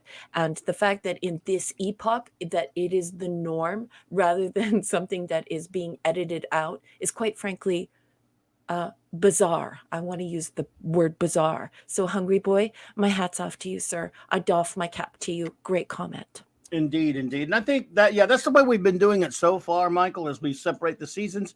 And I think there's no reason why we can't just keep doing it that way. Like, for example, if we get to an odd number at the end of a season and you can squeeze 5 in there instead of 4, we'll do it. But in this case, we have 2.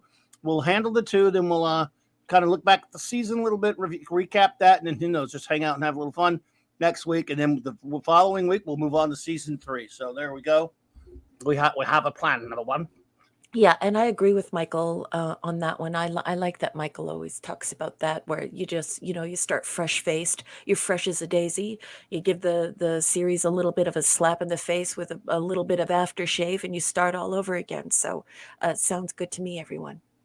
Yes, absolutely. So everyone, let's see a couple of quick show notes, and we'll say our goodbyes, and we'll get running.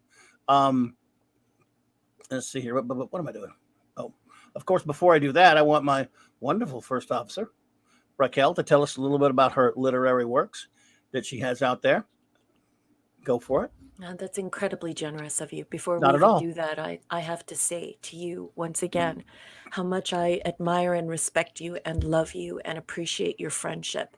Not only that, I cannot believe what a wonderful space that you have created here. This is your virtual comic book shop, and it is just sensational. I have such a wonderful time here, and what you've made here, what you've created here, what you're responsible for here is just, everyone in the community just absolutely loves it, and I'm honored to be here and to do this show with you. So that being said, yeah, I'm an academic, Thank but you. I also write science fiction. I have been absolutely in love with short fiction forms my entire life, obsessed with them. And I even like flash fiction. So I write short fiction forms. They're science fiction, and they're kind of like Philip K. Dick short stories. They're kind of like Edgar Allan Poe short stories, and they're probably going to remind you of old Twilight Zone and old Outer Limits episodes. Nice. So if you like them, you can get them on Amazon. You can find me on Goodreads. Please join me on Goodreads. Um, and you can also get them on your Kindle device. And they're under $1. I think they're only 74 cents for Americans. And I really appreciate your support. Well, please go check that out, everyone. Please, please. And let's see here. Oh, there we go. And let's see. Let me just thank you all so much for being here. Then I'm going to do one little. I'm trying to. Well, thank you for that, Hungry Boy. I really appreciate that. That means the world to us that people are enjoying, and you're all enjoying it. Thank you so much. Let's see here. Monday night. Let's see here. Okay, Monday night. I don't have a picture for what I'm doing Tuesday night, but Monday night, of course. Monday night, Mark C. Comics Talk. Any of you comics fans out there, it's going to be a stream about the great, this is part 3 of the great team-up books. First week was World's Finest. This past week, my buddy Carlos hung out with me from Comics Mania, and we did Brave and the Bold, the Batman team-up title from the 60s and 70s, and multiple characters, not just him. And now the third one, because we're doing it in chronological order, Marvel team-up. Yes, Spidey fans, those wonderful days when Spidey just teamed up with a different superhero every week, and I'm just having so much fun talking about this. And then the next week will be Marvel 2-in-1, and the final week I think my buddy J-Man's going to join me for DC Comics Presents. I don't have a picture for it, but Tuesday night I'll be on Loki's channel. We're going to start reviewing the DC animated films once a month, I think, or something like that, on each other's channels. And our first one is going to be the greatest Batman movie ever made, not just animated. It's the greatest Batman movie ever to play in a theater at all. Fight me, as they say. And that is, of course, the brilliant Batman Mask of the Phantasm, the ultimate. It's so great. Love it, love it, love it. And we'll do that on Loki's channel, I believe. 7 p.m. The Great Stone Loki. There's a link to his channel in the description below. So that's what we'll be doing. And Wednesday, just an open geek where I'm going to hang out and just talk to all you, my friends, because I do that sometimes. Yeah. Global Geek Gang, the Dream Team Ups. That will be this rescheduled from this last Thursday. That's what I will be doing. I'm going to show you some magic here, some magical team ups that you wouldn't see in real life. So, oh, and yes, also if you are a comics fan, Clobby's Comics Corner, Spin Rack Time Machine, 1971. I've got these videos. There's relatively short videos about going back in time and looking at the comics that would be at my Time Machine comic shop, if I had such a thing. So, well, I cannot thank you enough for being here with us tonight. It's always just, it's a broken record. I always have such a fantastic time. We both do. And you all are big contributors to that, because we love talking to each other and hanging out anyway. And it's so much fun to have your input. I mean, it would be great if we were just all sitting around in a room, or sitting around a big table and just geeking out and stuff or whatever. Yeah. But this is the next best thing, and you're all fantastic, and we just love you. And I want to say, we're going to say our goodbyes now. We like to get everyone who shows up a shout out, even if they've already had to run. And that is, of course, the great Lord Thoth, who was here. Yay. Mr. and Mrs. LT. Indeed. The great Mark D with a C is here. Thank you, buddy, for always appreciate you, man. Oh, and please, can you all follow Mark D with a C on Twitter? Or not Twitter, on YouTube. He has a YouTube channel. He's a maker. He makes beautiful things. Please follow him. He has a link in my description below, but you could also feel free, Mark, to put your link to your channel in the chat right now if you want to, brother, if you're hearing me out there. The wonderful Feliciano, Sandra, and Raymond had to leave, but we shout out to them. Snorta Poopus Cuber. Snorta Poopus! Cuber. Love you, Snorty. Dave Bob. Indeed. Dave Bob, thanks for popping in, man. It's always great to see you, buddy. Yeah, you were wonderful tonight. Thank you so much for your wonderful comments. That was just excellent. You were great company tonight, Dave Bob. And I will be sure to go and check out the streams you're doing. Indeed. And your Muslim uncle, thank you for that earlier. And thanks for being here, my friend. I popped in earlier. Always a pleasure. Captain James T. Skywalker, thank you so much for being here, my friend. Yeah, thank you so much. Appreciate you. The lovely Janet from another planet was here. Thank you. Yes, Janet. Good night, sweetheart. Indeed. The great J.T. Cook, thank you, sir, for being here. Yes. Good night. Enigmatic Drop Bear, thank you so much for your contributions tonight. Yeah, great comments tonight. I enjoyed your company. So good to see you. Indeedishness. The great D Catman, Dee Myers, thank you so much. Dee, we're so great tonight. And Dee, usually you only say one thing about the show, and tonight you had such a good time that you were doing threaded replies, and I love it when that happens because it means you're having a good time, and that makes me really happy. And you were great company tonight, so enjoy the rest of your weekend, my friend. Hungry Boy, thank you for that. I really appreciate it. He says, don't cut down the spinner rack run time. Well, I might make it a little bit longer, but remember, I also do the follow-up show that, well, I had to do it Friday this week, but I try to do it on Thursday. We'll kind of follow up a little bit, but I've also decided, if you saw the last video, I'm going to, when those are done, the first week of every, the first Wednesday, I think, but I'm actually going to move it to comics day after that, but that's just a long story. I'm going to do a stream a month that does sort of a rehab. That's what it is. Recap of the friggin' videos. But hey, Hungry Boy, thank you so much for that. I appreciate it. And thanks for being here tonight. We really do appreciate your participation, my friend. Let's see here. Kyle L. Buddy 48. Good to see you, man. Thank you. You were great tonight. Thank you so much. It was good to see you. Thank you for joining us. The extraordinary, the great Chris Persia, buddy. Thank you so much. I hope you're getting some rest there, bud. Yeah. Wolfie, thank you so much.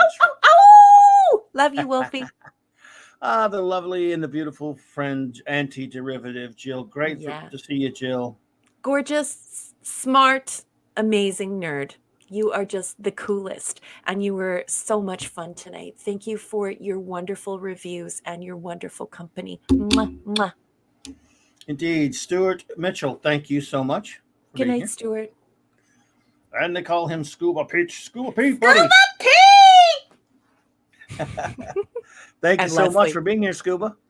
And Leslie. Leslie, you said? Leslie. There you go. Narat and Axamanda Bear, thank you. Yeah, good to see you. Enjoy the rest of your weekend. Indeed. Tyrell 72, thank you. Yeah, good to see you, Tyrell. Thank you for showing up. Look at here. Hey, Pat S, thank you for that $2 Pat. super chat. Not all. I did not know you were here, brother. Maybe I missed when you said that or something, but Pat S, good to see you there, bro. Yep. Thank you so much, man. I'm honored, sir. Always good to see you.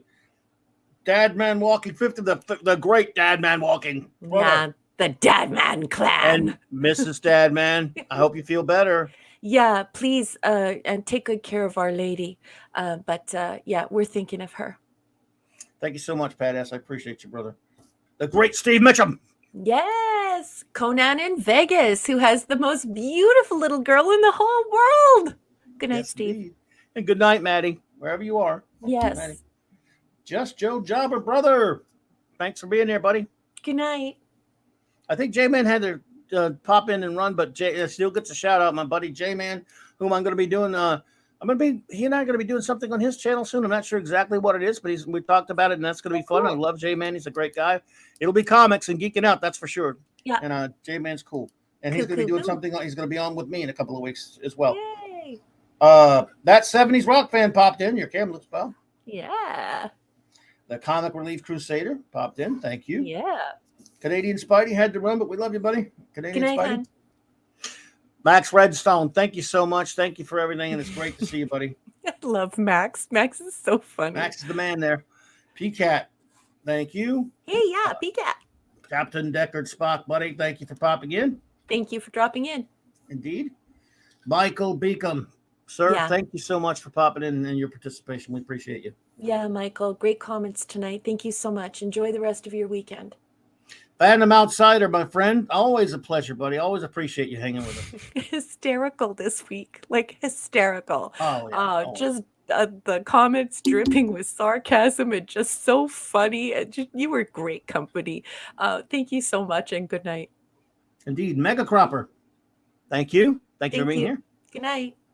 Wonky Jeebus popped in. I don't know if it's still here, but thank you. Welcome What's that name? Good for the night. submissions. Yes. Cardinal Sin popped in, buddy. Thank you for Yes, popping in there. Cardi. Good night. Keely Chow, Roll Tide. I know popped in for a second there, and I'm sure your Tide rolled today. I didn't see what they did, but Good night. Alara Harrison, thank you so much. Yeah, good to see you. Good to see you. Good to see you. Ted Millich, thank you for popping in. Yes, Ted. Thank you so much. Great conversation tonight, Ted. And finally, but never least, the beautiful Katie Carr. Katie, we love you. Thank you. Hey, sweetheart. And I hope you're doing well in school. I hope you're dancing. I hope you're practicing. And very good to see you. It's great to see you. Great to see you all. Thank you all so much for being here. We really appreciate it. Another wonderful night of trekking with you all. It's always great. Next week, the final 2 episodes of season 2. We have made it through season 2, folks, just about. Dun, dun, dun, dun. Bum. Yes, and it will be fun. We'll do 2 episodes and we'll just have a little fun and hang out. And thank you so much. Thank you so much for being here. Let me play us out with this wonderful intro outro as created by my fantastic, the greatest first officer in the fleet, Commander R.M. RAQUEL Briggs, and with a little assist to get it here from the great Mark D with the C. Everyone have a great night.